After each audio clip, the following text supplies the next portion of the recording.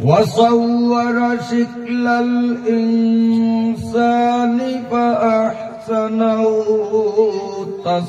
تصويرا ومنحه بالعقل فجعله سميعا بصيرا وأنزل القرآن مبينا للحلال والحرام فجعله كتابا منيرا وأرسل إلى كافة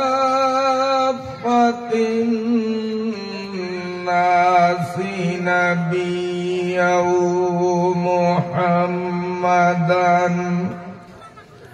فجعله بشيرا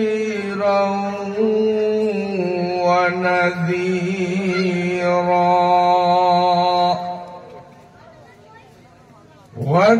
وداعيا إلى الله بإذنه وسراجا وقمرا منيرا صلى الله تعالى عليه وعلى آله وأهل بيته وأزواجه وأصحابه وأتباعه الذين طهرهم الله من الرجس والشرك فطهرهم تطهيرا اللهم صل على محمد وعلى آل محمد كما صليت على إبراهيم وعلى آل إبراهيم إنك حميد مجيد اللهم بارك على محمد وعلى آل محمد كما باركت على إبراهيم وعلى آل إبراهيم إنك حميد مجيد أما بعد فأعوذ بالله من الشيطان الرجيم بسم الله الرحمن الرحيم إن الذين يتلون كتاب الله وأقاموا الصلاة وأنفقوا مما رزقناهم سرا وعلانية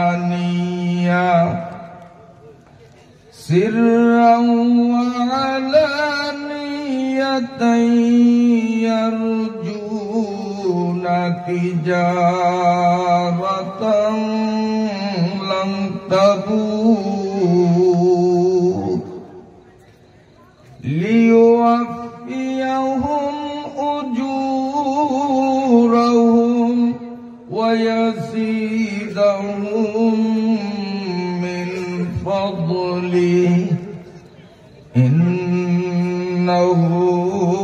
غفور شكور صدق الله مولانا العظيم বৃহত্তর দ্বীপ জেলার লালমোহন থানাধীন মধ্য চরবুতা ৭ নং ওয়ার্ড আলহাজ নূর মোহাম্মদ চকিদার বাড়ির দরজার এমদাদুল উলুম মোহাম্মদিয়া নুরানি হাফিজি কওমি মাদ্রাসা ও এতিমখানার উদ্যোগে এলাকার সর্বস্তরের ধর্মপ্রাণ মুসলমানদের সার্বিক সহযোগিতা ও অর্থায়নে মহিয়ান গরিয়ান করুণাময় রব্বুল আলামিনের অপরিসীম দয়া ও অনুকম্পার ফলশ্রুতিতে একটানা 2 দিনব্যাপী আয়োজিত মাহফিলের আজ শেষ দিনের সমাপনী পর্বের মহতরম সভাপতি ওয়ারাসাতুল আম্বিয়া কাবিলে সদ এহতেরাম হযরত উলামায়ে কিরাম শ্রদ্ধাভাজন বয়োজ্যেষ্ঠ মুরব্বিগণ ইসলামী আদর্শে অনুপ্রাণিত নিবেদিত প্রাণ আমার যুবক বন্ধুরা স্নেহাস্পদ ছোট্ট সোনামণিরা পর্দার আড়ালে অবস্থানরত পরমা শ্রদ্ধেয়া অবলা সরলা সম্মানিতা আমার মায়েরা বোনেরা ও মেয়েরা আমি আপনাদের সামনে পবিত্র কোরআনুল কারীমের সূরা আল ফাতিরের মাঝখান থেকে ছোট্ট 2টি আয়াতে কারিমা তিলাওয়াত করেছি। আল্লাহ রাব্বুল আলামিন যদি তৌফিক ইনায়েত করেন তিলাওয়াতকৃত আয়াতদ্বয়ের মর্মে অতীব গুরুত্বপূর্ণ ও জরুরি দিক নির্দেশনামূলক আলোচনা সুধীমণ্ডলীর খিদমতে উপস্থাপন করার দৃঢ় মনোনিবেশ করলাম ইনশাআল্লাহ। যেই মহান রব্বুল আলামিন আমাদেরকে মায়া করে দয়া করে কোরআনের মজলিসে হাদিসের মাহফিলে আলেম উলামাদের সোহবতে অসংখ্য রহমতের ফেরেশতাদের বেষ্টনীতে সুস্থ সবল দেহমন নিয়ে উপস্থিত হওয়ার সুবর্ণ সুযোগ ইনায়েত করলেন। মনের গহীন থেকে অকপট অন্তরে সেই রব্বুল আলামিনকে সশ্রদ্ধ কৃতজ্ঞতা নিবেদন করছি, বলুন আলহামদুলিল্লাহ। সম্মানিত সুধীমণ্ডলী, আপনারা সকলেই জানেন নমরুদ নামে এক দুষ্ট পৃথিবীতে এক সময় ছিল। আপনারা জানেন কিনা? এ নাম তো জীবনে শোনেন নাই। কি নাম বলেন? ভালো মানুষ না খারাপ মানুষ? ওই যুগের সবচেয়ে নিকৃষ্ট জালেম। কত বড় জালেম! সে নিজেকে নিজে আল্লাহ বলে দাবি করছে। নাউযুবিল্লাহ। সে বলছে আমি রব, আমি আল্লাহ, আমার ইবাদত করো। কত বড় জালিম, কত বড় দুষ্ট জালিম! এত বড় ঘোষণা এমনিতেই দেয় নাই। তার হাতে রাষ্ট্রীয় ক্ষমতা, প্রশাসনিক ক্ষমতা, দলীয় ক্ষমতা, চতুর্মুখী ক্ষমতার বলে বলিয়ান হয়ে এতটা সীমালঙ্ঘন করেছে, নিজেকে খোদা বলে দাবি করেছে। কথা ঠিক না বেঠিক? সেই নমরুদ কি টিকতে পারছে? ধ্বংস হয়েছে কিনা? নমরুদরে ধ্বংস করছেন কে? কেন? মাশাআল্লাহ, অনেকে চুপ রইছেন যে জবাব দিয়া ঠকি না জিতে, কারণ মান সাকাতা সালিমা ওমান সালিমা নাজা। আরবিতে একটা কথা আছে, যে চুপ থাকে সে নিরাপদে থাকে। কাজে আপনারা অনেকেই নীরব থেকে আপনারা এভাবে নিজেদেরকে মুক্ত রাখলেন যাতে ঝামেলায় না পড়ি। উত্তর সঠিক হয় না বেঠিক হয়। আবার কেউ কেউ উত্তর দিয়েছেন, আমার কানে শুনেছি উত্তরটা আলহামদুলিল্লাহ সঠিক দিয়েছেন। আবার কয়েকজনের উত্তর তাও আমি কানে শুনেছি উত্তরটা বেঠিক দিয়েছেন। নমরুদকে আল্লাহ কেন ধ্বংস করলেন? সে আল্লাহর সাথে বেয়াদবি করছে, চ্যালেঞ্জ করছে, আল্লাহও আল্লাহ আমিও আল্লাহ, আল্লাহর সাথে বেয়াদবি করছে, এই জন্য ধ্বংস করছে? না না না, আসতেছি ওনার কথায়। উত্তর একটা পাইছি সঠিক, বলুন আলহামদুলিল্লাহ। ফেরাউন নামে তো কেউ ছিল না পৃথিবীতে, হ্যাঁ, খুব বুজুর্গ মানুষ। খারাপ মানে ওর থেকে খারাপ আর হয় না। সেও রাষ্ট্রীয় বলে, দলীয় বলে, অর্থের বলে, সব বলে বলিয়ান হয়ে এক সময় সেও ঘোষণা দিয়েছিল, আনা রাব্বুকুমুল আ'লা, আমি বড় খোদা। নমরুদ তো বলছিল আমি খোদা, আর ফেরাউন নিয়ে বলছে আমি বড় খোদা। তা আপনারা এইবার বলেন, নমরুদের থেকেও ফেরাউন নিয়ে আরো খারাপ না বালা? আরো খারাপ না? এটা আরো জঘন্য। আল্লাহ তারেও ধ্বংস করছে কি করে নাই? কেন করছে? আল্লাহর সাথে বেয়াদবি করছে, বড় খোদা আমি, এই জন্য ধ্বংস করছে? না, এই জন্য না। কেন ধ্বংস করছে? আল্লাহর সাথে যতদিন বেয়াদবি করছে আল্লাহ ধৈর্য ধরছেন। আল্লাহ আপনার মতো আমার মতো অত সেনসিনিয়া মেজাজের না। নমরুদ, ফেরাউন, কারুন, সাদ্দাত, এই ধরনের বড় বড় পাপীরা আল্লাহর সাথে বেয়াদবি করলেও আল্লাহ তাদেরকে গজব দিয়া সাইজ করেন নাই। আল্লাহ ধৈর্য ধরছেন, সবর করছেন। কর যদ্দুর করস কর, কিচ্ছু কমু না, মরার পরে ধরব। আল্লাহ সুযোগ দিছেন, তওবা করে কিনা। কিন্তু নমরুদ দিয়া সোরা যখনই ইব্রাহিম নবীর সাথে বেয়াদবি করছে, আল্লাহ বলেন, নমরুদ আর তোরে ছাড় দেওয়া যাবে না, কারণ ইব্রাহিম হলো আমার বন্ধু। আমার বন্ধুর সাথে তুই যখন বেয়াদবি করছিস, তোরে আর রক্ষা করব না, তোরে বড় জিনিস দিয়েও দমন করব না। যদি একটা হাতি দিয়া নমরুদরে আল্লাহ মারতেন, তাতেও নমরুদের কিছুটা ইজ্জত থাকতো, যে বড় একটা জানোয়ারে ওরে মারছে। নমরুদারে মারছে আল্লাহ কি দিয়া? তাও ঠ্যাং ভাঙ্গাটা না আর বালাটা? এটা ঠ্যাং ভাঙ্গা।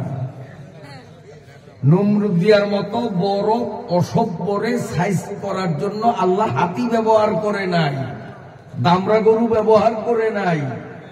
কি ব্যবহার করছে? ল্যাংরা মশা। কেন? আল্লাহর বন্ধু ইব্রাহিমের সাথে বেয়াদবি করছে, আল্লাহ আর ধৈর্য করতে পারে নাই। এতদিন আমার সাথে বেয়াদবি করছো, আমি চুপ ছিলাম। আমার বন্ধুর সাথে যখন বেয়াদবি করছো, আমি আর চুপ থাকতে পারি না। ঠিক ফেরাউনের বেলায়ও তাই। ফেরাউনও মুসা আলাইহিস সালামের জন্মের আগেই আল্লাহর সাথে বেয়াদবি শুরু করছে, আমি বড় খোদা। তখন মুসা জন্ম হয় নাই, এবং বড় খোদা হইয়া খোদার খোদাই পাওয়ার ব্যয় করিয়া মুসা নবী দুনিয়াতে আসতে যাতে না পারে, এই জন্য যত রকমের প্ল্যান প্রোগ্রাম করার কোনটা সে বাদ দেয় নাই। মুসা নবীরে ঠেক দিতে তো পারছে?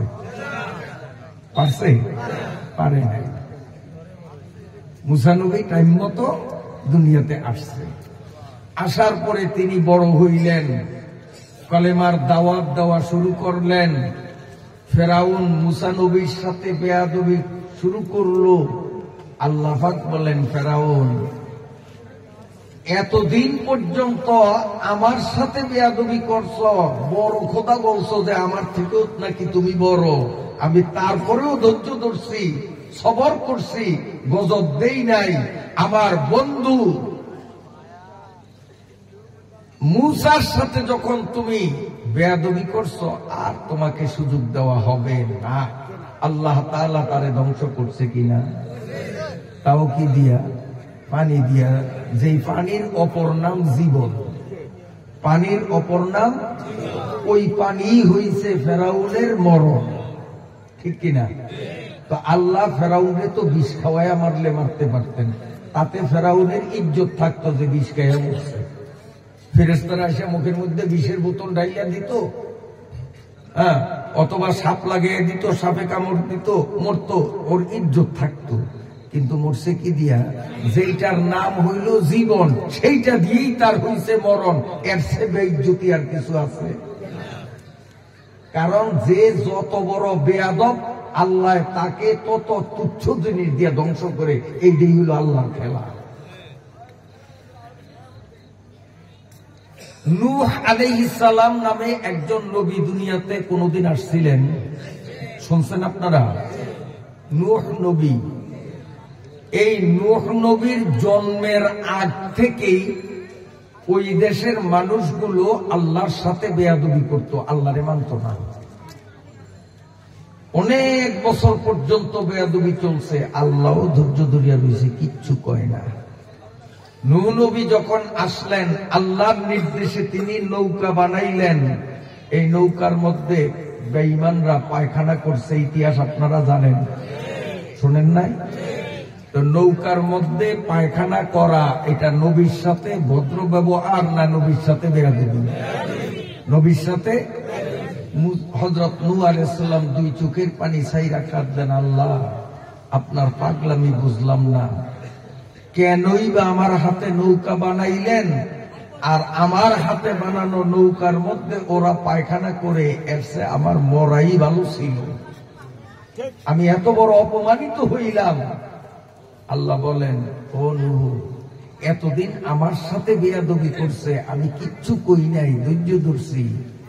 তুমি নূহ নবী, আমার বন্ধু, তোমার সাথে যখন বেয়াদবি করছে, নৌকায় পায়খানা করছে, আমি আর সহ্য করব না, এই ওদের গু ওদের পেটে আবার ঢুকিয়ে ছাড়ব। আল্লাহ পাক এমন একটা খাজলি রূপ, দেশের জুয়ান বুড়া, শিক্ষিত মূর্খ, ধনী গরিব, নারী পুরুষ সবার গায়ে অ্যালার্জি লাগিয়ে দিয়েছে, চুলকানি 24 ঘন্টা, কোনো ঔষধে কাজ হয় না। শেষ পর্যন্ত সেই ঘটনায় আমি যাব না, কারণ সেটা আমার উদ্দেশ্য নয়। শেষ পর্যন্ত চূড়ান্তভাবে পরীক্ষিত প্রমাণিত হলো যে এই নৌকার পচা পায়খানা খাইলেই এই রোগ থেকে মুক্তি পাওয়া যায়, যার কারণে যারা আসছে তারাই আবার সেই গু খাইছে। কথা বোঝেন না? শুধু খাইছে তাই না, চিন্তা করছে আবার যদি এই রোগ দেখা যায়, এই পাওয়ারফুল ঔষধ ডাইরেক্ট অ্যাকশন খাইলেই ভালো হয়, এটা কিছু গুদামজাত করা দরকার। এই জন্য কলস, পাতিল, কন্টেনার, জগ, যে যা পারছে বরকত হিসাবে সব বাড়িতে নিয়ে গেছে। দূরের মানুষ যারা আসছে, আসিয়া দেখেছে, হায় হায় ওষুধ তো নাই, রোগও তো কষ্ট পাই, কি করা যায়? তখন তারা, মরুভূমির দেশ তো, কন্টেনার ভইরা পানি নিছে। আমাদের দেশে যেমন পানি সহজলভ্য, মরু অঞ্চলে পানি খুব কঠিন, পানি পাওয়া যায় না, এই জন্য কন্টেনার ভইরা ভইরা পানি আনছে না। এরা পরামর্শ করছে, গু তো নাই, কি খামু? তো যার কন্টেনারে যেই পরিমাণ পানি আছে, সব পানি নৌকার মধ্যে ঢালো, আর নারকেলের সোবা দিয়া বালা করিয়া ঘষিয়া মাজিয়া পরিষ্কার করো, এই পানি গায়ে মাখাও, এই পানি খাও, হয়তো এতে ভালো হইতে পারে। একেবারে নৌকারে ধুইয়া মুছিয়া পরিষ্কার করিয়া সব খাইছে। সুবহানাল্লাহ করবেন। এই কামটা করে কি? আর জোরে কম না। এরপরে একেবারে মনে করেন পাতিলা ডালসর কুরিয়া দূরের গুণ যখন আইছে আয়া দেখে যে এখন ধুয়া মুছেও খাইছে, কিচ্ছু নাই। এখন কি করি, জ্বালা তো সহ্য হয় না। তখন তারা দেখলো যে এই যে তক্তার জয়েন্ট, এই চিপা চাপার মধ্যে কিছু আছে, সোফা দিয়া নারকেলের সোফা দিয়া ঢলছে, উপরের থেকে উঠছে চিপা চাপায়। তো এইবার নারকেল গাছের শলা লইয়া গুটিয়ে গুটিয়ে ওগুলি বাইর কর, বাইর করিয়া পানির লগে মিক্স করিয়া খা। আল্লাহ কয়, ও নুহু নবী দেখো আমি আল্লাহ কিভাবে ওদের সাইজ করি, ওদের গু ওদের পেটে কেমনে কায়দা করিয়া ঢুকাই। আমার নাম হইছে আল্লাহ। ইন্নাল্লাহা আলা কুল্লি শাইইন কাদির। আল্লাহ পায়খানা দিয়া তাদেরকে সাইজ করছেন, অসভ্য জাতিকে। আল্লাহ তাআলা কেন আল্লাহর সাথে বেয়াদবি করছে? এই জন্য নয়, আল্লাহর বন্ধুর সাথে বেয়াদবি করছে এই জন্য। ঠিক কিনা? মক্কার কাফের বেঈমানরা আল্লাহর সাথে বেয়াদবি করে আমার নবীর জন্মের অনেক আগ থেকে, আমার নবী তখনও জন্ম নেননি, সেই সময় পবিত্র কাবা ঘরের মধ্যে বেয়াদবেরা 360টা মূর্তি পর্যন্ত ঢুকাইছে। নাউযুবিল্লাহ। আল্লাহর ঘর, মসজিদ ঘর, কাবা ঘর, সেই ঘরের মধ্যে কয়টা মূর্তি ঢুকাইছে? বেয়াদবিটা কার সাথে হইছে? আল্লাহর সাথে। আল্লাহ কিচ্ছু কয় নাই, ধৈর্য ধরিয়া দিয়েছে, ধৈর্য ধরিয়া দিয়েছে, কিচ্ছু কয় নাই। যুগের পরে যুগ পার হয়, কিচ্ছু কয় নাই। কিন্তু যখন আল্লাহর বন্ধু মুহাম্মদুর রাসূলুল্লাহ সাল্লাল্লাহু আলাইহি ওয়াসাল্লামের সাথে বেয়াদবি করছে, বলেন তো আবু জেহেলের মতো বড় পাষাণ্ড, বড় ক্ষমতাধর নেতা টিকতে পারছেনি? পারে নাই। ওইটা কল্লাটা শরীর থেকে আলাদা হইছে, তাও বলবান বীর ব্যক্তির হাতে নয়, 2টা নাবালেগ ছেলের হাতে। কারণ ওইটা বড় বেয়াদব। এইটারে যদি আবার একজন বড় সৈনিকের হাতে জবাই হয় তোর ইজ্জত থাকে। বড়টায় মারছে, কিন্তু মাইর খাইছে কারাতে? নাবালেগ পোলা ভাইনের হাতে। ঠিক আমরাও দেখেছি নবী কিয়ামত পর্যন্ত আর আসবেন না, নবীর দায়িত্ব পালন করার দায়িত্বটা পেয়েছেন হযরত উলামা ইকরাম।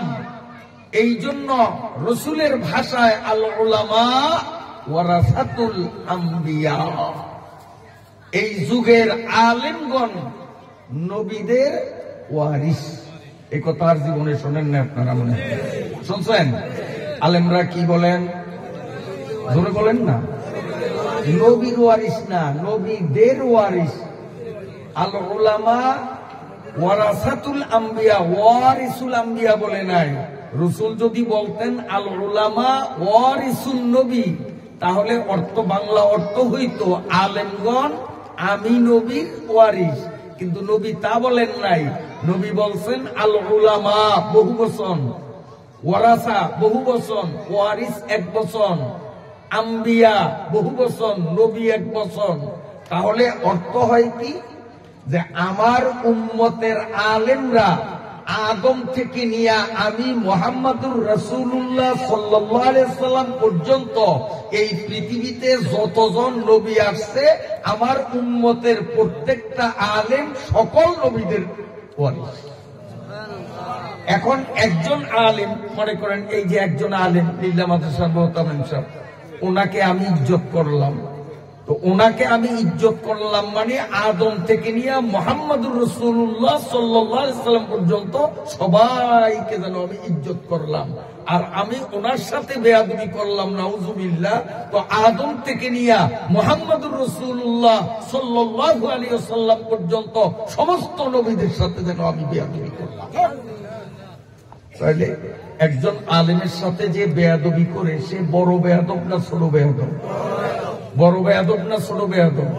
তো বড় বেয়াদবরে যদি বড় শত্রু দিয়া সাইজ করে, তাইলে তার ইজ্জত থাকে।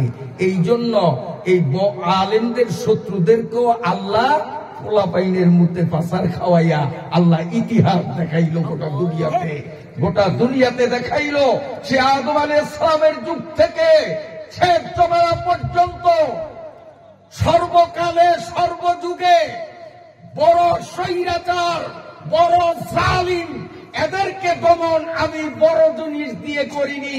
এটা আমি আল্লাহর ধর্ম, আমার সিস্টেম, আমার নীতি। স্বৈরাচার যত বড় হবে তার পতন তত তুচ্ছ জিনিসের হাতে হবে। এই জন্য আমি সম্মানিত সুধীমণ্ডলীর থেকে জানতে চাই, আলেম উলামাদের ইজ্জত করে আমরা নবীদের পক্ষে থাকতে চাই না আলেম উলামাদের সাথে বেয়াদবি করে আবু জেহেল ফেরাউন নমরুদের কাতারে যাইতে চাই? আলেমদের ইজ্জত করে নবীদের কাতারে থাকতে চাই। কে কে রাজি আছি? নারায়ে তাকবীর, নারায়ে তাকবীর। আল্লাহ আমাদের কবুল ফরমান, বলেন আমিন। আমি আপনাদের সামনে পবিত্র কুরআনুল কারীমের সূরা ফাতির থেকে যে আয়াত কারিমা তিলাওয়াত করলাম, ছোট্ট দুটি আয়াত, এই দুটি আয়াতের মধ্যে আল্লাহ তাআলা আমাদেরকে তিনটা ব্যবসা শিখাবেন, আমাদেরকে ব্যবসায়ী বানাবেন। আজকে আমার সামনে পুরা ময়দান কানায় কানায় ভরা। আপনারা বহু সংখ্যক লোক আলহামদুলিল্লাহ সমবেত হয়েছেন।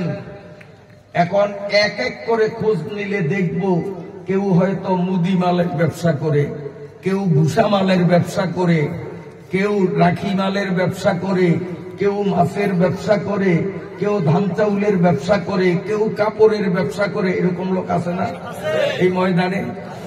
আমি যদি ওনাদের জিজ্ঞাসা করি আপনার ব্যবসার অবস্থাটা কি, রেজাল্টটা কি, তাহলে বলবেন তিনের বাইরে না। বলবেন যে হুজুর এবছর ব্যবসায় খুব লাভ হয়েছে। আবার কেউ বলবেন হুজুর সাংঘাতিক লোকসান হয়েছে, চালানো নাই। এরকম হয় কিনা?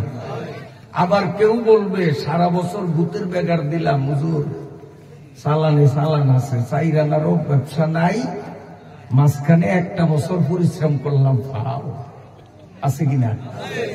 তাহলে আমরা যারা ব্যবসা করি, এই ব্যবসায় হয়তো লাভ হয়, না হয়তো লোকসান হয়, না হয়তো চালানে চালান থাকে, পরিশ্রম বৃথা যায়।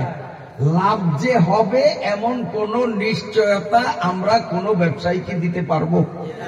দিতে পারবো না। আমি ভাবছি যে এই ব্যবসাটা ধরলে আমি এবার অনেক টাকার মালিক হব, দেখা গেল চালান সতাই শেষ, ভিখারির ঝুলি কাঁধে বহন করতে হয়। বন্ধুরা আমার, আল্লাহ রাব্বুল আলামিন সূরা আল ফাতিরের 28 নম্বর আয়াতের মধ্যে আমাদেরকে তিনটা ব্যবসা শিখাইলেন আর গ্যারান্টি দিয়ে দিলেন, ও আমার বান্দা বান্দিরা, এই তিনটা ব্যবসা হুজুররাও করতে পারবে, এই তিনটা ব্যবসা মাস্টাররাও করতে পারবে, এই তিনটা ব্যবসা মুরব্বি পারবে, এই তিনটা ব্যবসা জুয়ানরা করতে পারবে, এই তিনটা ব্যবসা শিক্ষিত করতে পারবে, এই তিনটা ব্যবসা মূর্খে করতে পারবে, এই তিনটা ব্যবসা মাদ্রাসার হুজুররা পারবে, এই তিনটা ব্যবসা মাদ্রাসার ছাত্ররা পারবে। এক কথায় যে মুসলমান যে পড়েছে লা ইলাহা ইল্লাল্লাহু মুহাম্মাদুর রাসূলুল্লাহ, এই কলেমা যারা পড়েছে সেই এই তিনটা ব্যবসা করতে পারবে। আর আল্লাহ বলেন এই তিনটা ব্যবসা যদি করে আমি আল্লাহ গ্যারান্টি দিলাম, নিশ্চয়তা দিলাম, লান তাবুর।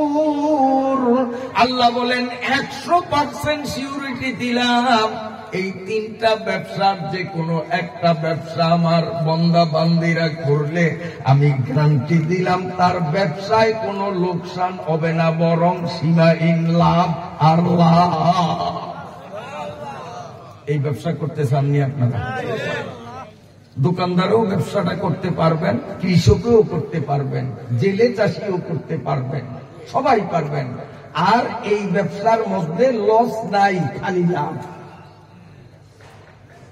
লস তো নাই, আবার চালানে চালান থাকবে, লাভ হয় না এমনও না। এই ব্যবসা তিনটা এমন, যে ব্যবসা ধরবে সেই লাভবান, তার লোকসানের কোনো সম্ভাবনাই নাই। কার কথা? আল্লাহর কথা। আল্লাহর কথা সত্য না মিথ্যা? আমরা তাহলে এই ব্যবসাটা যদি ধরি, আর আল্লাহ গ্যারান্টি দিয়ে বলেছেন লান তাবুর, কখনো সে লোকসান পোহাতে হবে না, তার লাভ 100% নিশ্চিত। এই তিনটা ব্যবসা আমরা ধরতে কি নিয়ত করতে পারি? নিয়ত করতে পারি। অনেকে ইনশাআল্লাহ বলে না যে হুজুর আমগো তো টাকা পয়সা নেই, ব্যবসা ধরতে হলে আবার পুঁজি কত হাজার টাকা, কয় লাখ টাকা লাগবে এটা তো বুঝতে হবে। আন্দাজে ইনশাআল্লাহ বলবো 1 পয়সাও পুঁজি লাগবে না, বিনা পয়সায় বিনা পুঁজিতে ব্যবসা করা যাবে। করতে রাজি আছেন? কেমন ব্যবসা? যেই ব্যবসায় লোকসানের সম্ভাবনাই নাই। লোকসান নাই মানে লোকসানের সম্ভাবনাই নাই, লাভ 100% নিশ্চিত। ব্যবসা কয়টা? তিনটা। বলবো? 1 নম্বর, ইন্নাল্লাযীনা ইয়াতলুনা কিতাবাল্লাহ। 2 নম্বর, ওয়া আকামুস সালাতা। 3 নম্বর, ওয়া আনফাকু মিম্মা রাযাকনাহুম সিররাও ওয়া আলানিয়া। এই 3টা ব্যবসা। এবার বাংলায় বলি। এতক্ষণ বলছি কোরআনের ভাষায়, এবার আমাদের দেশীয় ভাষায়। 1 নম্বর, কোরআন তিলাওয়াত করা। আল্লাহ বলেন কোরআন তিলাওয়াত করা এইটাও এক ধরনের ব্যবসা। মুদিমাল নিয়ে বসা বাংলা বাজারে যেমন এক ধরনের ব্যবসা, কাটা কাপড় থান কাপড় নিয়ে বসা এক ধরনের ব্যবসা, ভুষামালের বস্তা ভর্তি করিয়া ঘর নিয়ে বসা এক ধরনের ব্যবসা। ওই ব্যবসায় লাভও হতে পারে, লোকসানও হতে পারে, চালানে চালানো থাকতে পারে। কিন্তু আমি তোমাদের 3টা ব্যবসা শিখাবো। তার মধ্যে 1 নম্বর হলো কোরআন তিলাওয়াত। এই কোরআন তিলাওয়াতটা এমন ব্যবসা, যেই কোরআন তিলাওয়াত করবে তারই লাভ হবে, লোকসানের কোনো সম্ভাবনা না। কেমন লাভ একটু দেখাই। আমার নবী বলেন সূরাতুল ইখলাস তা'দিলু সুলুতাল কুরআন। আমার নবী বলেন পবিত্র কোরআনুল কারীমের একেবারে ছোট্ট একটা সূরা, যেই সূরাটার নাম আমরা বলি কুল হুয়াল্লাহ সূরা। আপনাদের মনে আসেনি? পড়েন তো, কুল হুয়াল্লাহু আহাদ আল্লাহুস সামাদ লাম ইয়ালিদ ওয়া লাম ইউলাদ ওয়া লাম ইয়াকুল লাহু কুফুয়ান আহাদ। সময় বেশি লাগছে কিন্তু লাভটা কি হয়েছে জানেন? ব্যবসায় লাভটা কি হয়েছে? 10 পারা কোরআন শরীফ যদি পড়তাম, যেই সওয়াব পাইতাম, আমার আপনার আমলনামায় জমা হয়ে গেছে। আর একবার যদি পড়ি, করেন কুল হুয়াল্লাহু আহাদ আল্লাহুস সামাদ লাম ইয়ালিদ ওয়া লাম ইউলাদ ওয়া লাম ইয়াকুল লাহু কুফুয়ান আহাদ। কোরআনের আয়াত না? এই যে পড়লাম, কি হয়েছে? 20 পারা কোরআন শরীফ পড়ার সওয়াব পাইলাম। আবার একবার পড়ি, করেন কুল হুয়াল্লাহু আহাদ আল্লাহুস সামাদ লাম ইয়ালিদ ওয়া লাম ইউলাদ ওয়া লাম ইয়াকুল লাহু কুফুয়ান আহাদ। আবার পড়ছি। তাইলে এখন কি পাইলাম? ব্যবসা কি পাইলাম? 30 পারা কোরআন বিসমিল্লাহ থেকে নিয়ে মিনাল জিন্নাতি ওয়ান নাস পর্যন্ত পুরা 30 পারা কোরআন খতম করলে যেই পরিমাণ সওয়াব পাইতাম, 3 বার কুল হুয়াল্লাহ পড়ার কারণে ওই পরিমাণ সওয়াব আমার আপনার প্রত্যেকের আমলনামায় জমা হয়ে গেছে। দেখছেন এই ব্যবসায় লাভ কত? 3টা ব্যবসার মধ্যে 1 নম্বর, আল্লাযীনা ইয়াতলুনাল কিতাব। যারা কোরআন তিলাওয়াত করে তাদের খালি লাভ, খালি লাভ। وقال النبي صلى الله عليه وسلم মান ক্বারাআ কুল হুয়াল্লাহু আহাদ 10 মাররাতিন বানাল্লাহু লাহু বাইতান ফিল জান্নাহ। সুবহানাল্লাহ। আমার নবী বলেন, উম্মত রে, এই 3টা ব্যবসার লাভ কেমন দেখো। কোরআন শরীফের ছোট্ট সূরা কুল হুয়াল্লাহ। যদি আমার কোন উম্মত কুল হুয়াল্লাহ সূরা এক মজলিসের মধ্যে বসে হিসাব করে করে 10 বার পড়ে, কুল হুয়াল্লাহ সূরাটা যদি 10 বার, কয়বার? আগে বলছি 3 বারের কথা। 3 বার পড়লে 1 খতম কোরআনের সওয়াব। আমার নবী বলেন, মান ক্বারাআ কুল হুয়াল্লাহু আহাদ 10 মাররাতিন বানাল্লাহু লাহু বাইতান ফিল জান্নাহ। আমার কোন উম্মত যদি 10 বার কুল হুয়াল্লাহ সূরাটা তিলাওয়াত করে, আল্লাহ নিজের হাতে তার জন্য জান্নাতে একটা বাড়ি বানায়। তো কোরআন তিলাওয়াতে লাভ না লোকসান? লাভ, নিশ্চিত লাভ। কয়বার পড়লে জান্নাতের একটা বাড়ি বানাবেন আল্লাহ? কয়বার? এখন কুল হুয়াল্লাহ সূরা জানে না এমন মানুষ বাড়ি সালাম দিলে পাওয়া যাবেনি। যে একবারে আলিফ বা তাও পড়ে নাই, তারপরেও কুল হুয়াল্লাহ সূরা পারে। ঠিক না? ঠিক না? কি বলেন? ঠিক না? তাহলে কোরআন তিলাওয়াতের মধ্যে লাভ, কেমন লাভ আর একটু বলবো নি।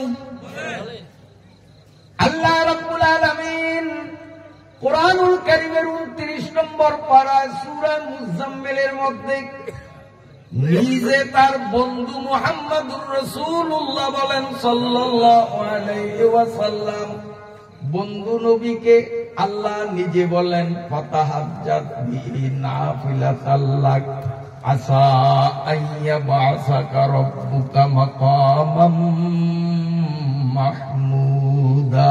সুবহানাল্লাহ।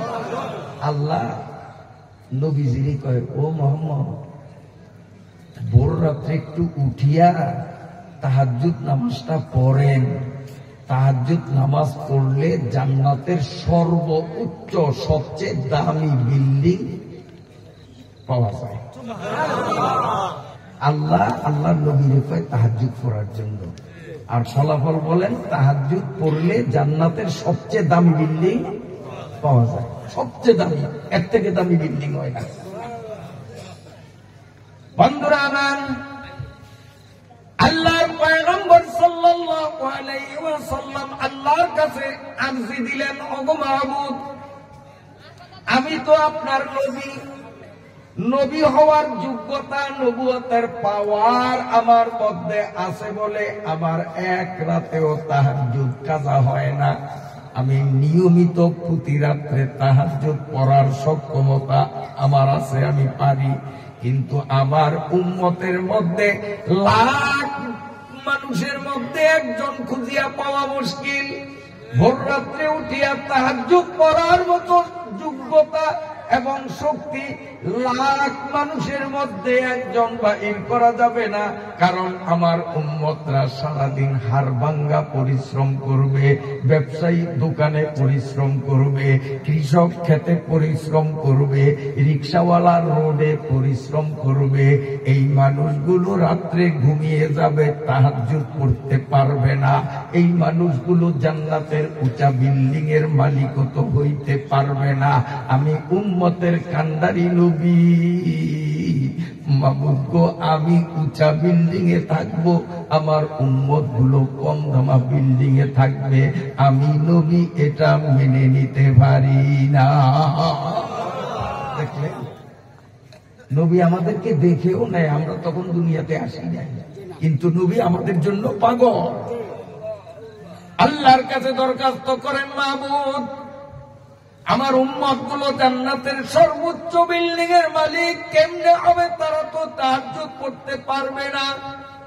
যদিও ইশার করে ঘুমায় আর মনে মনে নিয়ত করে আমি তাহাজ্জুদ পড়ব, ক্লান্ত শ্রান্ত অবসন্ন হওয়ার কারণে ভোর রাত্রে জাগরণ পাবে না, তাহাজ্জুদ তো করতে পারবে না। তারা জান্নাতের উঁচা বিল্ডিং এর মালিক কেমনে হবে?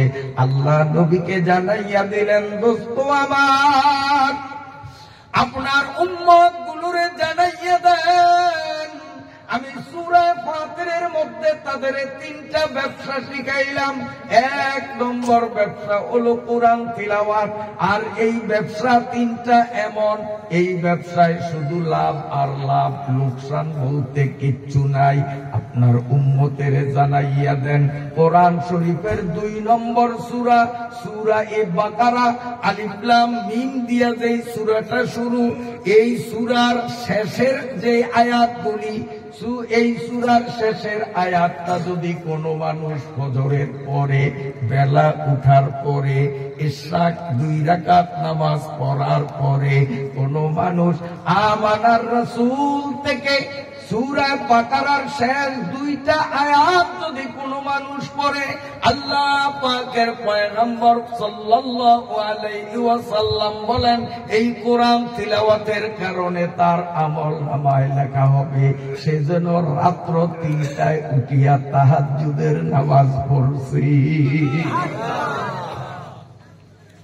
দেখলেন কোরআন তিলাওয়াত এত ব্যবসা, এর মধ্যে খালি লাভ, লোকসান নাই। আমার রাসূল থেকে সূরা বাকারার শেষ আয়াতগুলি আমরা মুখস্থ করে নেব।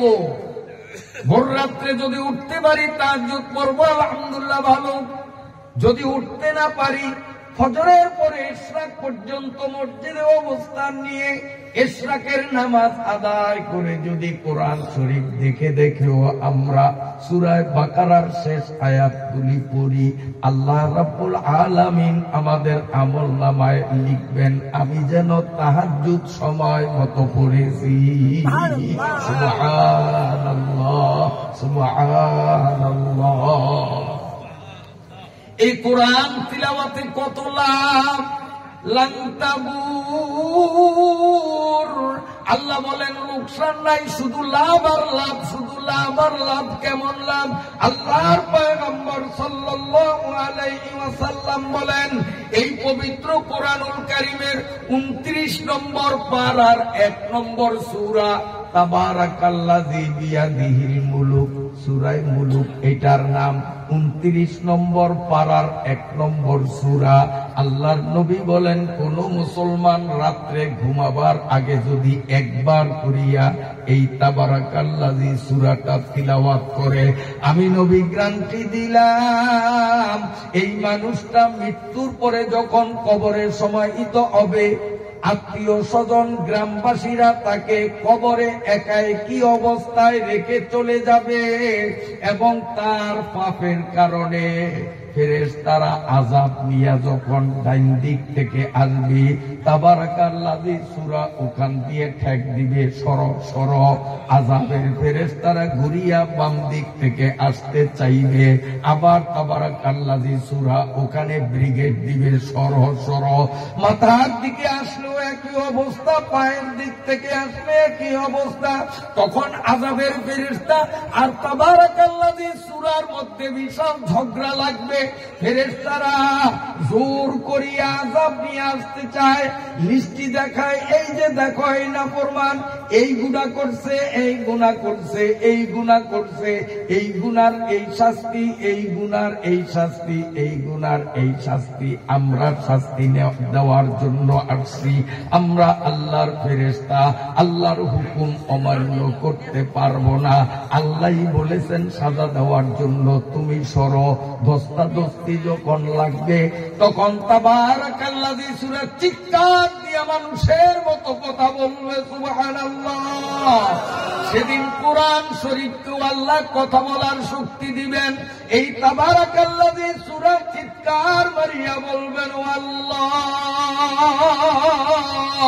আল্লাহ বলবেন তাবারাকাল্লাযী সূরা তুই আমারে কেন ডাকলি? কামাবুদ তোমার সাথে আমার কিছু কথা আছে, তুমি বলো। আমি তাবারাকাল্লাযী সূরা তোমার কোরআনের অংশ কি না? আল্লাহ বলেন এটা আবার কেমন প্রশ্ন? আমার কোরআনের 29 নম্বর পারার 1 নম্বর সূরাই তো তুই। কে বলছে তুই আবার কোরআনের অংশ না? তাবারাকাল্লাযী সূরা বলবে আল্লাহ এই যে মানুষটা কবরে শোয়ানো হলো, এই মানুষটা রাত্রে তাবারাকাল্লাযী সূরা না পড়িয়া জীবনে ঘুমাইতো না। প্রতি রাত্রেই তাবারাকাল্লাযী সূরা ঘুমের আগে একবার অবশ্যই পড়তো। আমি সেই তাবারাকাল্লাযী সূরা যদি তোমার কোরআনের অংশ হইয়া থাকি, আযাবের ফেরেশতারে তুমি এখান থেকে সরাইয়া নাও। আর যদি আযাবের ফেরেশতারা মুর্দারে আযাব দেয়, আমি তাবারাকাল্লাযী সূরারে তোমার কোরআন থেকে কাটিয়া দাও।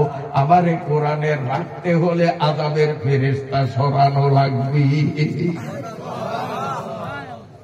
আল্লাহ তাআলা তখন ফেরেশতাদেরকে বলবেন, হে ফেরেশতারা, আযাব দেওয়ার জন্য আমি তো তোদেরকে হুকুম দিয়েছি, তোরা হুকুম পালনের জন্য গিয়েছো, কিন্তু এখন তো বেকায়দায় পড়ে গেলাম।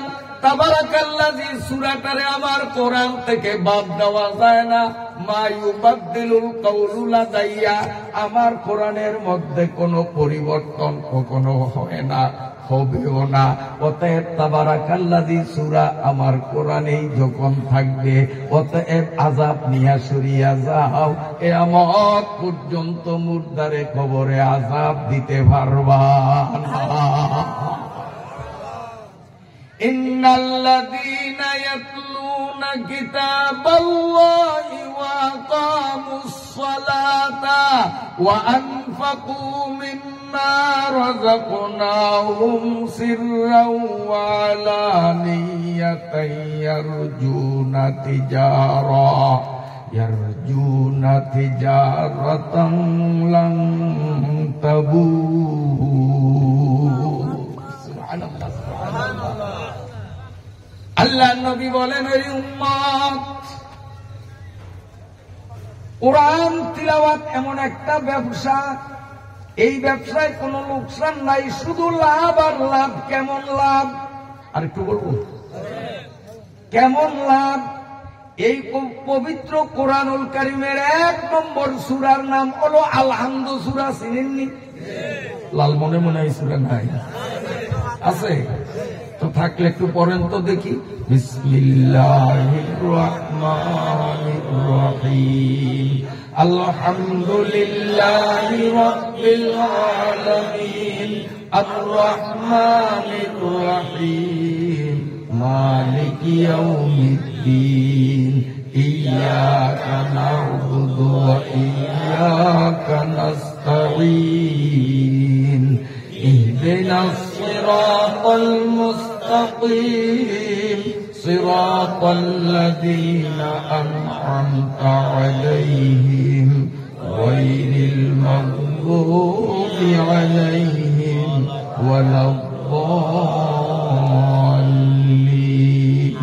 আমিন। সবাই বলেন আমিন। এই সূরারে আপনারা কি সূরা বলেন? সূরা ফাতিহা অথবা সংক্ষেপে আল-হামদ সূরা। ঠিক আছে? কয়বার পড়ছি? একবার। তাফসীরে নূরুল কুরআনের মধ্যে স্পষ্ট অক্ষরে লেখা আছে, কোন মুসলমান আল-হামদ সূরাটা যদি একবার পড়ে, নাড়া কাটতেছেন ওই সময় পড়েন, দোকানদারি করতেছেন, কাস্টমার নাই, খালি খালি বসা, ওই সময় যদি পড়েন, শিক্ষক ক্লাসে ঢুকছেন, ছাত্র এখনো আসে না, ওই সময় যদি শিক্ষক বেচারা পড়েন, রিক্সা চালক রিক্সা চালায়, কোনো প্যাসেঞ্জার নাই, পেডেল চাপতেছে, আর যদি আল-হামদ সূরাটা মুখে পড়ে, এক কথায় দিন নাই, রাত নাই, সময় নাই, যে কোনো টাইমে ওযু থাকুক আর নাই থাকুক, একবার আল-হামদ সূরা যেই মুসলমান পড়বে, 30 পারা কোরআন, তৌরাত শরীফ, জবুর শরীফ, ইনজিল শরীফ, আসমানি 4খানা কিতাব খতম দিলে যেই পরিমাণ সওয়াব, একবার আল-হামদ সূরা পড়লে ওই পরিমাণ সওয়াব। দেখছেন ব্যবসায় লাভ কেমন? ব্যবসায় লাভ কেমন? আল্লাহ 4 কিতাব খতম দেন, 4 কিতাব, তাও জানাতানা কিতাব না, মুসা নবীর কিতাবটা, মুসা নবীর কিতাবটা পাশে ছিল 8 হাত, লম্বায় ছিল 12 হাত,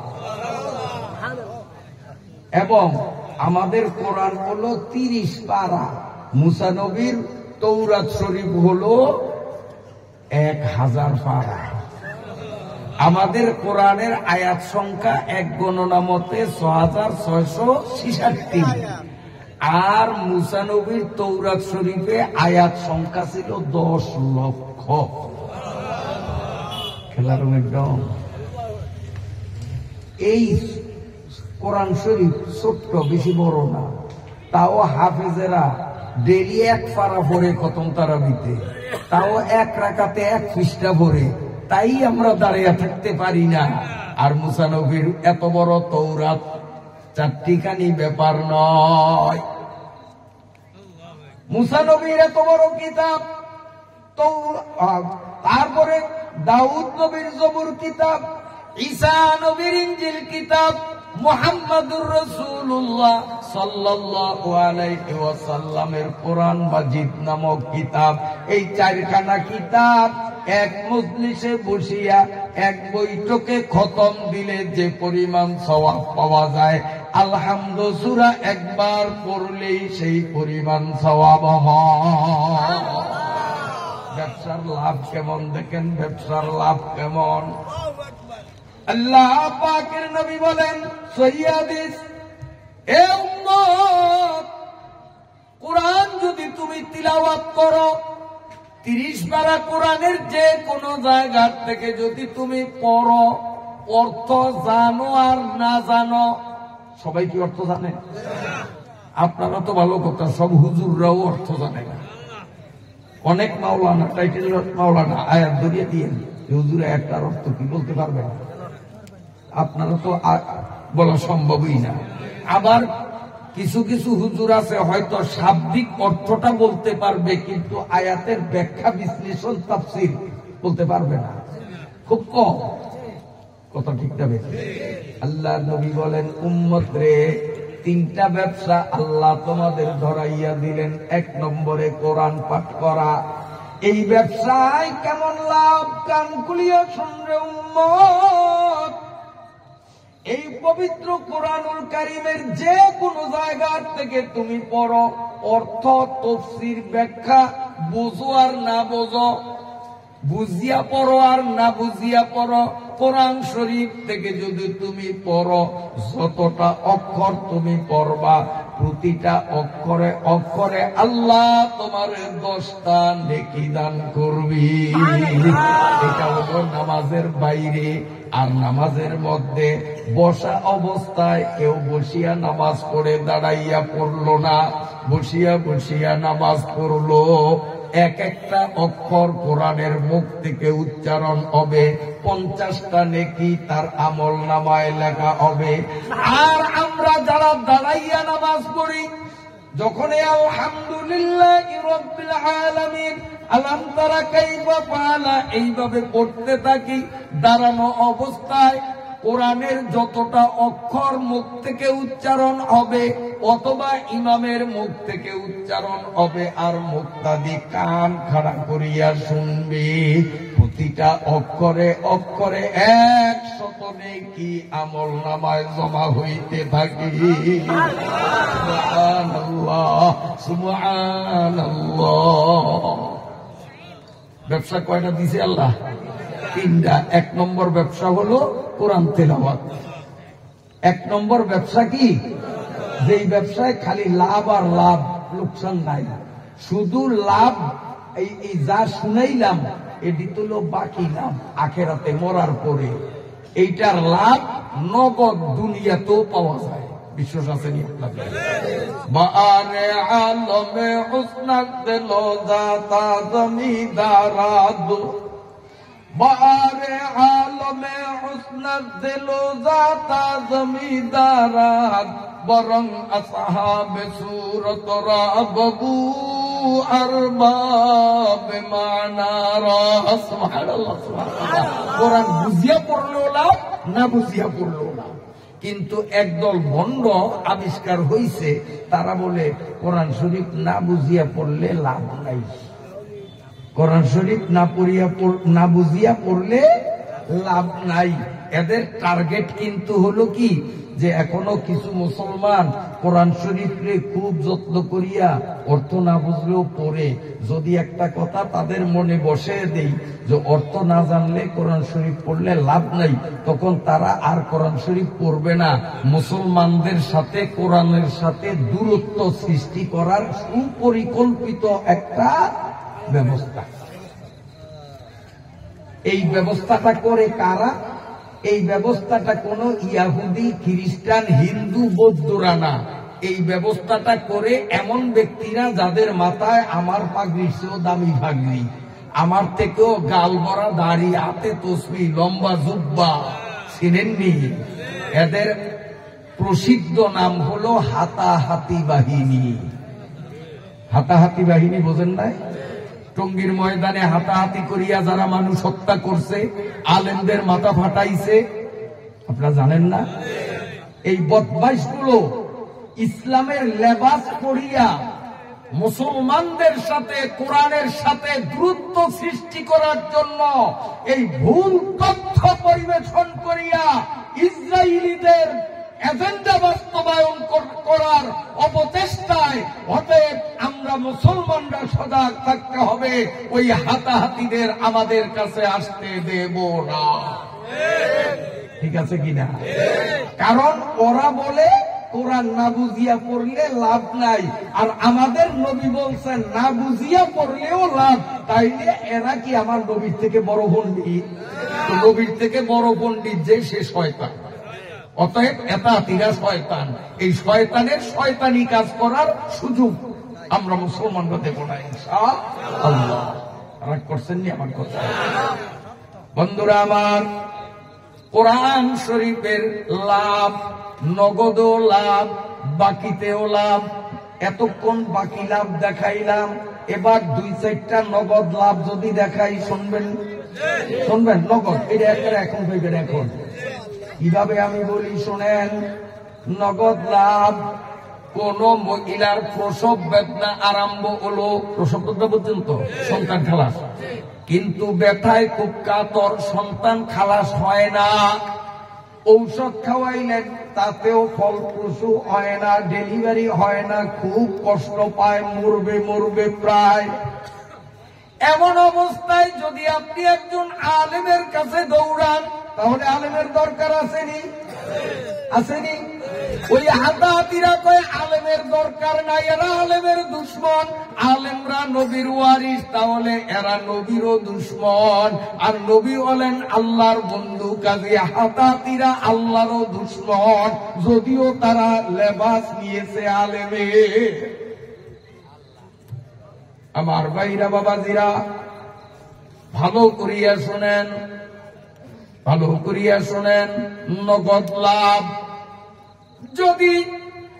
যদি আপনার এলাকার কারো যদি মারাত্মক জ্বর হয়, ডাক্তার ওটা পরে বলবো, ডেলিভারি হচ্ছে না, এটা আসিলাম না, রুগী মারা যাওয়ার উপক্রম, ঔষধ ফলপ্রসূ হচ্ছে না, দৌড়াইয়া আনা হুজুরের কাছে আসবেন, আপনার মসজিদের ইমাম সাহেবের কাছে যাবেন।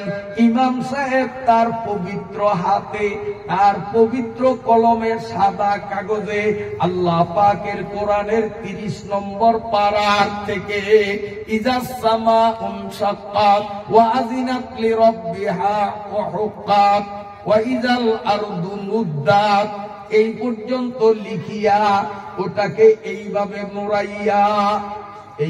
মোড়াইয়া আপনার হাতে দিবে, আর বলবে আপনি ওই প্রসব বেদনায় কষ্ট পায়, আর বাম রানে বাঁধিয়া দিবেন। আল্লাহর বদলে আল্লাহর কোরআনের আয়াত বাম রানে বাঁধার কয়েক সেকেন্ডের মধ্যে সন্তান খালাস হয়ে যাবে। যদি আপনি সন্তান খালাস হওয়ার সাথে সাথে যদি ওই কাগজটা খুলিয়া পুকুরে ইজ্জতের সাথে ফালাইয়া দিতে হবে, তা না করেন, এটা যদি বাধাই থাকে, সন্তান বাহির হওয়ার পর পেটের ভিতর থেকে নারী পুরি যা আছে সব আউট হইয়া যাবে। কোরআনের লাভ আছে না নাই? ইন্নাল্লাযীনা ইয়াতলুনা কিতাবাল্লাহি ওয়া আকামুস সালাতা ومما رزقناهم سرا وعلانية يرجون تجارة لن تبور। আলেমের দরকার আসেনি, কোরআনের অ্যাকশন আসেনি। এবার বলতেছি, আল্লাহ না করুক, যদি আপনাদের এলাকার কারো এমন জ্বর হয়, ডাক্তার, কবিরাজ, ওঝা, বৌদ্ধ, খনকার সব ফেল, মাসের পরে মাস জ্বর, কোনো মতে জ্বর নামে না, দৌড়াইয়া একজন পরহেজগার হক্কানি আলেমের কাছে এক গ্লাস পানি নিয়ে যাবেন। ওই বুজুর্গ আলিম আল্লাহর কোরআনের 1 নম্বর সূরা আল-হামদ সূরাটা হিসাব করিয়া করিয়া 40 বার পড়বেন। প্রতিবারে আমিন বলিয়া গ্লাসের পানিতে ফু দিবেন। কয়বার পড়বে? 40 বার। 40 বার পানিতে পড়িয়া 40টা ফু দিলে আপনি গ্লাস নিয়ে বাড়িতে যাবেন। আমার দিকে তাকান, গ্লাস থেকে সামান্য পানি হাতের তালুতে নেবেন, জ্বরে আক্রান্ত ব্যক্তির নাকে মুখে খুব জোরে মারবেন, আবার একটু পানি নিবেন, আবার মারবেন, আবার একটু পানি নিবেন, আবার মারবেন। সকালে এমন করবেন, দুপুরে এমন করবেন, আবার রাত্রে ঘুমানোর আগেও এই কামটা করবেন। এরপরে আপনি ঘুমাইয়া যাবেন। সকালবেলা ঘুম থেকে যখন উঠবেন, দেখবেন ওর গায়ে জ্বরের কোনো চিহ্ন নাই। বাহারে আলমে হোসনাক দিলো জাতা জমিদারাত, বরং আসহাব সূরতরা ববু আরবাব মানারা। ব্যবসা কয়টা? 3টা। এখনো একটার মধ্যে আছে, সামনে ব্যবসা আরো 2টা। ওই 2টা আরো সহজ, আরো গুরুত্বপূর্ণ। ব্যবসা 3টা শিখিয়া যাইবেন তো ইনশাআল্লাহ। কারণ এই ব্যবসায় লস আছে, কি করিবা? লস আছে? লস নাই। আল্লাহ নিজেই বলেন লান তাবুর, লসের সম্ভাবনাই নাই, লাভ আল্লাহ। আল্লাহ না করুক আপনাদের বিলে ধান গাছে পোকা লাগছে, ডিক কাটে, খালি ডিক কাটে, সরা কাটে, এরকম লাগে না মাঝে মধ্যে? কত ইউনুস পড়াইছেন, এই মসজিদে ওই মসজিদে সেই মসজিদে পোক যায় না। বিদেশি কীটনাশক ঔষধ স্প্রে করছেন, পোক মরে না। এমন অবস্থা যদি হয়, একজন বুজুর্গ আলিমের কাছে যাবেন। উদাহরণস্বরূপ হযরত মাওলানা আনাস হুজুরের কাছে আসবেন। হুজুর একখানা সাদা কাগজ হাতে নিয়ে, তার বরকতি কলম দিয়া সাদা কাগজের মধ্যে আল্লাহ পাকের কোরআনের 1 নম্বর আয়াত আমার সাথে বলেন, বিসমিল্লাহির রহমানির রহিম। এটি কোরআনের 1 নম্বর আয়াত। ওই বুজুর্গ আলেম সাদা কাগজের মধ্যে বিসমিল্লাহির রহমানির রহিম, বিসমিল্লাহির রহমানির রহিম, বিসমিল্লাহির রহমানির রহিম এই আয়াতটাকে গনিয়া গনিয়া 100 বার লিখবে, কমও না বেশিও না। 100 বার কাগজে লিখার পর কাগজটাকে এভাবে মুড়িয়ে, কাগজটাকে এভাবে ভাঁজ করে আপনি পলিথিন পেঁচিয়ে ওই বিলের মধ্যে সুবিধাজনক যে কোনো এক জায়গায় মাটির নিচে, আনুমানিক 1 বিঘত মাটির নিচে পুঁতে রাখবেন। আস্তের পরে বাড়িতে চলে আসবেন। পরদিন বিলে গেলে দেখবেন পোকের কোনো চিহ্ন ওই বিলে দেখা যায় না। এটি হলো দুনিয়ার লাভ। দুনিয়ার আরো একটা লাভ, পবিত্র কুরআনুল কারীমের মধ্যে একটা আয়াত, যার নাম হলো আয়াতুল কুরসি। চিনেন এটা? আল্লাহর পয়গম্বর রাসূল খুদা সাল্লাল্লাহু আলাইহি ওয়াসাল্লাম ইরশাদ করেন, মুসলমান রাত্রে ঘুমানোর আগে আয়াতুল কুরসিটা যদি একবার তিলাওয়াত করে, এই আয়াতুল কুরসি সারা রাত তার ঘর পাহারাদারি করবে। কোন চোর আসবে না, গুন্ডা আসবে না, ডাকাইত আসবে না, জিন আসবে না, পরী আসবে না, দৈত্য আসবে না, যক্কা আসবে না। যদিও আসে কোনো ক্ষতি করতে পারবে না। আয়াতটার নাম কি? আয়াতুল কুরসি। নগদ লাভ। কাজী তিনটা ব্যবসা। 1 নম্বর কোরআন তিলাওয়াত। এই কোরআন তিলাওয়াতের দ্বারা দুনিয়ারও লাভ, আখিরাতেরও লাভ। বিশ্বাস হয়? এই পবিত্র কোরআনুল কারীমের তিলাওয়াতটাও হইতে হবে শুদ্ধ, অশুদ্ধ নয়। কারণ অশুদ্ধ হলে তখন অর্থ বিগড়াইয়া যাবে। যেমন উদাহরণস্বরূপ বলি, আলহামদু, এখানে একটু সাকিয়া বলা লাগে না? এই আলহামদু সাকিয়া, যদি না সাফি আলহামদু, এর নরমাল অর্থ বেশ কম হবে। সাকিয়া যদি বলি আলহামদুলিল্লাহি রাব্বিল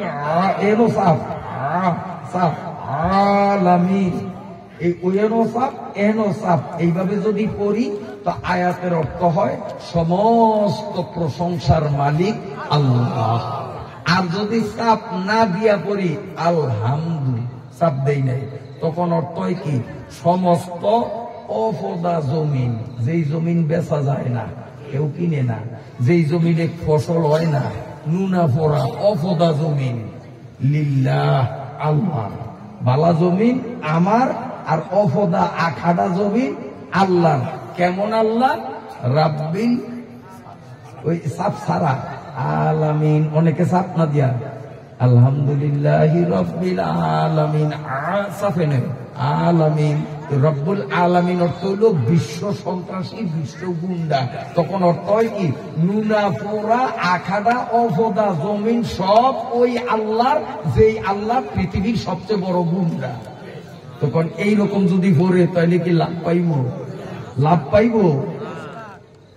নবী আলাইহিস সালাম বলেন, রুব্বা কারিনুল কুরআন ইয়ালআনুহু, অনেক মানুষ কোরআন পড়ে, কোরআন তাকে অভিসম্পাত করে। আরেকটা উদাহরণ দেই, দোয়ার মধ্যে আপনারা পড়েন রব্বানা লা তুযিগ কুলুবানা বা'দা ইয হাদাইতানা, এটা পড়েন না অনেক সময়? এখানে দেখেন রব্বানা লা, লা একটু টানতে হবে, লা তুযিগ কুলুবানা। তার অর্থ কি? টান দিয়া পড়লে, আল্লাহ আপনি আমার অন্তরটারে মোড়াইয়া দুজুগের দিকে নিয়েন না, আল্লাহ আমার অন্তরটারে সোজা জান্নাতের দিকে রাখেন, আমি মরিয়েই যেন জান্নাতে যাইতে পারি। টান দিয়া পড়লে। আর টান না দিয়া যদি এইভাবে পড়েন রব্বানা লা তুযিগ কুলুবানা, ওই লা তুযিগ না বলিয়া রব্বানা লা তুযিগ কুলুবানা টান ছাড়া, তখন অর্থ হয় উল্টা। অর্থ হয় আল্লাহ দয়া করিয়া নিশ্চয়ই নিশ্চয়ই আপনি আমার অন্তরটারে ব্যাকা করিয়া দুজুগের দিকে ফিরাইয়া দেন, আপনার জান্নাতে যাইতে মন চায় না, আমি দুজুগেই যাব। আল্লাহর কাছে দোয়া করবো কি আর করলাম কি? একটু টানের ব্যবধানে অর্থগত ব্যবধান হয়। এই জন্য কোরআন পড়লে লাভ, শুদ্ধ না অশুদ্ধ? আর কোরআন শুদ্ধ করার কেন্দ্রের নাম হলো মাদ্রাসা। কোরআন শুদ্ধ করার ফ্যাক্টরির নাম কি? মাদ্রাসা। এই জন্য মাদ্রাসায় আপনাদের নাবালেগ বাচ্চাদেরকে দিয়েছেন, ভাগ্যবান। যারা দেননি তাদের কাছে অনুরোধ, অন্তত নুরানির এই ক্লাসগুলো আপনারা পড়ান, তারপরে স্কুল কলেজে দেন, আপত্তি নাই, ইনশাআল্লাহ কোরআন দুরুস্ত হবে। ব্যবসা কয়টা গেল? কয়টা? একটা।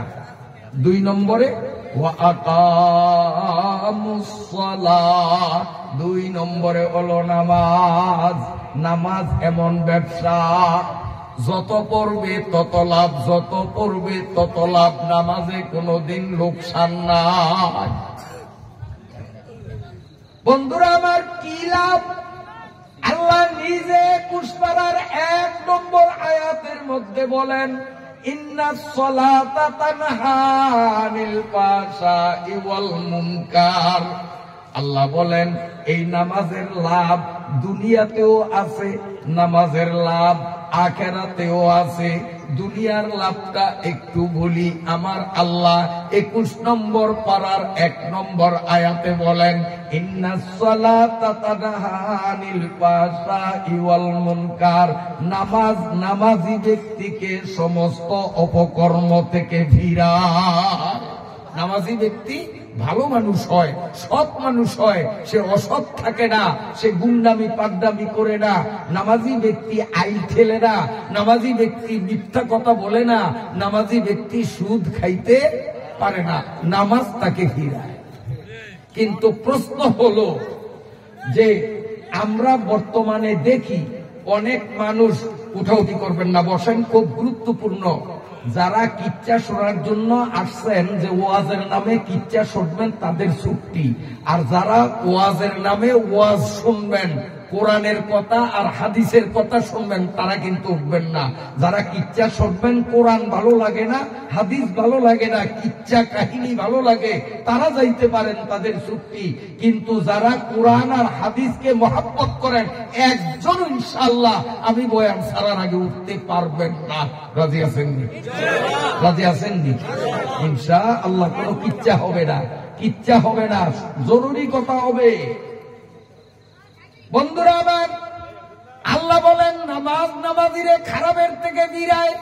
অথচ আমরা দেখি অনেক মানুষ নামাজ পড়তে পড়তে কপালে দাগ পড়াইয়া দিছে, তাহাজ্জুদ আউয়াবিন ইশরাক চাষ পর্যন্ত পড়ে, নফল নামাজ কত ভরা পড়ে, অথচ সুদের উপর টাকা লাগায়, আছে না নাই? আইন ঠেলে, আছে না নাই? নামাজ পড়তে পড়তে কপালে দাগ পড়াইয়া দিছে, ওয়ারিসদেরকে সম্পত্তি বুঝাইয়া দেয় না, আছে না নাই? নামাজ পড়তে পড়তে কপালে দাগ পড়াইয়া দিছে, কিন্তু মুদি দোকান থেকে সদায় বাকি কিনলো, মাসের পরে মাস পার হইয়া যায়, ওই দোকানের ধারে কাছেও যায় না, নগদ টাকা দিয়া আরেক দোকান থেকে সদায় করে ওই বেচারার পাওনা টাকা দেওয়ার কোনো চিন্তাও করে না। এমন লোক আছে নি? অথচ নামাজ পড়ে। তাহলে আল্লাহ বলেন নামাজ নামাজিরে খারাপের থেকে ফিরায়। আর আমরা দেখি নামাজও করে আকাম কুকামও করে। তাহলে আল্লাহর কথায় তো প্যাস করিয়া গেল। আমার ভাইরা প্যাস পড়ল না, আসলে নামাজই আমরা পড়ি না। বাহ্যিক আকারে দেখি নামাজ পড়ি, নামাজ পড়িয়াও বেনমাজি। সত্যিকারে যে নামাজি, তার নামাজ তাকে খারাপ থেকে ফিরাবে 100% গ্যারান্টি। আর যার নামাজ তারে খারাপের থেকে ফিরায় নাই, স্পষ্ট ভাবে বলে দিলাম তার নামাজ হয় নাই। কেন নামাজ হয় নাই? নামাজের জন্য কতগুলো জিনিস ফরজ, নামাজের জন্য কতগুলো জিনিস ওয়াজিব, কতগুলো সুন্নত, কতগুলো মুস্তাহাব। যেই জিনিসগুলি ফরজ, এই ফরজ কয়টা জিনিস? 13টা। এই 13টা ফরজ কি কি বিস্তারিত ভাবে জানা প্রত্যেক নামাজির উপরে ফরজ। নামাজ পড়তে পড়তে কপালে দাগ পরাইয়া দিছি, 13টা ফরজ কোনটা কোনটা জানি না। ফরজ ফরক হইল কিনা? নামাজের মধ্যে 14টা জিনিস ওয়াজিব, এই 14টা জিনিস সম্পর্কে জানা, এইটাও ওয়াজিব। আমরা ওয়াজিব তরকের গুনাহ 14টা ওয়াজিব অনেক নামাজি বলতে পারি না। নামাজ ভঙ্গের কারণ 19টা। কোন 19টা কারণে নামাজ ভঙ্গ হইয়া যায়? প্রত্যেক নামাজের জন্য নামাজ ভঙ্গের কারণ 19টা জানা ফরজ, অথচ আমরা অনেকেই জানি না ফরজ তরকের মধ্যে আছি না নাই। নামাজের মধ্যে 51টা জিনিস সুন্নত। 51টা জিনিস কি কি জানাও সুন্নত। ফরজ গুলি জানা ফরজ, ওয়াজিব গুলি জানা ওয়াজিব, সুন্নত গুলি জানা সুন্নত। ফরজেরই তো খবর নাই। আর কার আকাম 13 ফরজ। নামাজ শুদ্ধ হইতে হলে 13টা ফরজ। এই 13টা ফরজের কোন একটা ফরজ ইচ্ছায় অথবা অনিচ্ছায় যদি ছুটিয়া যায় তার নামাজ বাতিল হইয়া যায়, সুজদা দিলেও তার নামাজ শুদ্ধ হয় না। এই আরকান আহকাম 13 ফরজের 1 নম্বর ফরজ হলো শরীর পাক। 1 নম্বর কি? আমি নামাজ পড়তে হলে আমার শরীর পাক হইতে হবে। এখন আমরা অনেকেই নাপাক শরীর নিয়ে নামাজ পড়ি। ওই নামাজ আমারে কেমনে খারাপের থেকে বিরাবে? বলবেন হুজুর কেমনে নাপাক? ভালো করিয়া শুনেন, যার উপরে গোসল ফরজ, স্বামী স্ত্রী মিলন, নাইট প্রেসার ইত্যাদি কারণে গোসল ফরজ হয়, যার উপরে গোসল ফরজ, এই ব্যক্তির শরীরটা নাপাক, শরীর তার নাপাক। এই নাপাক শরীরকে পবিত্র করতে হলে তার মাথার তালু থেকে পায়ের তালু পর্যন্ত সারা শরীরের সর্বাঙ্গ ভিজানো ফরজ। চুল পরিমাণ জায়গা শুকনা থাকলে তার শরীর পবিত্র হবে না। এখন আসেন, এইভাবে জামা উল্টাইয়া যদি নাভির দিকে তাকান, নাভির মধ্যে নাট বল্টুর মতো ফেস আছে না নাই? আমার নাভিতে আছে, আপনাকে নাভিতে আসেনি। আপনি যদি পুকুরের মধ্যে নামিয়া 100টা ডুবো দেন, 100টা ডুবো যদি দেন, সারা শরীর ভিজলেও নাভির পেটের ভিতরে কিন্তু পানি ডুববে না। এই জন্য ফরজ গোসল করতে হলে গোসলের সময় আঙ্গুল দিয়ে নাভির মধ্যে গোটাগুটি করিয়া নাভির পেটের ভিতরে পানি ঢুকাইতে হবে। এখন যদি পরীক্ষা নেই, 100 মানুষের পরীক্ষা নিলে আল্লাহ মাফ করুক, আমার মনে হয় 100 জনই বলবে হুজুর জীবনে ফরজ গোসল যত করলাম আঙ্গুল দিয়া নাভি কখনো গুতাই নাই। অতএব আপনার শরীর নাপাক। আরকান আহকাম 13 ফরজের 1 নম্বর ফরজ শরীর পাক। আপনার তো শরীর নাপাক। আপনার নাপাক শরীরের নামাজ আল্লাহর দরবারে কবুল হবে না। বুঝাইতে পারলাম? আমার মা বোনরা, আপনারা বিরক্ত হননি? আমি যে বলছি দরকারি কথা বলবো, কথাগুলি দরকারি না বেদরকারি? আমার মা বোনরা, মেয়েরা, পুতের বউরা, ভালো করিয়া শোনো। এটা দেখলে অনেকের নজর দেখবো, একটা না দেখতে তাড়াতাড়ি। এখানে বলি কোরআনের আয়াতের ব্যাখ্যা, শরীয়তের জরুরি মাসলা মাসাইল, এর মধ্যে যদি খাওয়ার দিকে মন যায় গিয়া জিনিসটা ভালো হইব। আমরা এখন শরীয়তের গুরুত্বপূর্ণ মাসলা যেগুলি জানা দরকার, ওয়াজের নামে বর্তমানে কিচ্ছার হিরিক, অথচ মুসলমানের নামাজ হয় না। এই সমস্ত কথা না সাধারণ মানুষ আলেমদের থেকে জানতে আসে, না আলেমরা ওয়াজের প্যান্ডেলে বসিয়া সাধারণ মানুষকে জানায়। বক্তাও বসিয়া চিন্তা করে হাসি কান্না বিজড়িত কিস্সা যদি শুনাই তো আগামীতেও দাওয়াত পাবো। আর শ্রোতারাও আসে, যদি মজার কিস্সা হুজুরে শুনায় তো রাইত আছে, আমরাও আছি। सुनते सुनते नुकमा आए माफिले बिदात को, कान बहरा हो गया दिल बदमजा होने को आए। রুচি নষ্ট করছি। এখন কিস্সা নিমু না, যেগুলো বলতে সেগুলো বলবো। কিস্সা পেটের মধ্যে আছে কয়েক হাজার, বলতে পারবো। এমন কিস্সা বলবো খালি চোখ ডলবেন, পানি করবো। এমন কিস্সা বলবো আস্তে আস্তে একজনের কাঁধের উপর আরেকজন কাইতে পড়বেন। কিসা শুনলে লাভ হবে না শরীয়তের এই জরুরি মাসলাগুলি জানলে লাভ হবে? এই বুঝবেন, 5 মিনিট সবর করেন, তারপরেই দেখবেন। আরকান আহকাম 13 ফরজ, নামাজের 13 ফরজের 1 ফরজ শরীর পাক। এইবার আসেন 2 নম্বর জাগা পাক। 2 নম্বর কি? জাগা পাক। এখন আমরা অনেকে নাপাক জায়গায় নামাজ পড়ি, কারণ জায়গা কেমনে পাক কেমনে না পাক এই মাসালা জানা ফরজ, অথচ জানি না। ভালো করিয়া শুনেন, আপনি যেই কাপড় বিছাইয়া যদি নামাজ পড়েন, কিংবা যায় নামাজ অথবা হুগলা পড়েন না, ভালো করিয়া শুনেন, যেই জিনিসটার উপরে নামাজ পড়বেন এই জিনিসটা যদি এইভাবে পিটাইয়া ধুইয়া এইভাবে চিপিয়া তার পানিগুলি ফালানো সম্ভব হয়, ওই কাপড়টা নাপাক হইলে তাকে পিটাইয়া পিটাইয়া কসলাইয়া 3 বার চিপিয়া ধুইতে হবে, তারপরে এটা শুকাইবে, পাক হইয়া যাবে। এই মাসআলা আমাদের সকলের জানা আছে, ঠিক জানেন না? কিন্তু এক জায়গায় ফেস আছে যে এইটা জানেন না। বলবো এই কাপড়টা নাপাক, আমি এটারে ধুইতেছি, এই যে ফিরে ফিরে তুই, এরপরে যে সিপলে এই কসলানের সময়, এটা আপনার কসলান কর না কাসান কর? আচ্ছা, এই কাসানের সময় পানি ছিঁড়ে না ছিঁড়ে? এই সিপরের সময় সিপলাম, ওইখানে মাটিতে পানিটা পড়িয়া পানিটা আবার ছিঁড়ে কিনা? ওই পানি আমার পরনের লুঙ্গি বা জামা থাকলে এটাতে লাগে কিনা?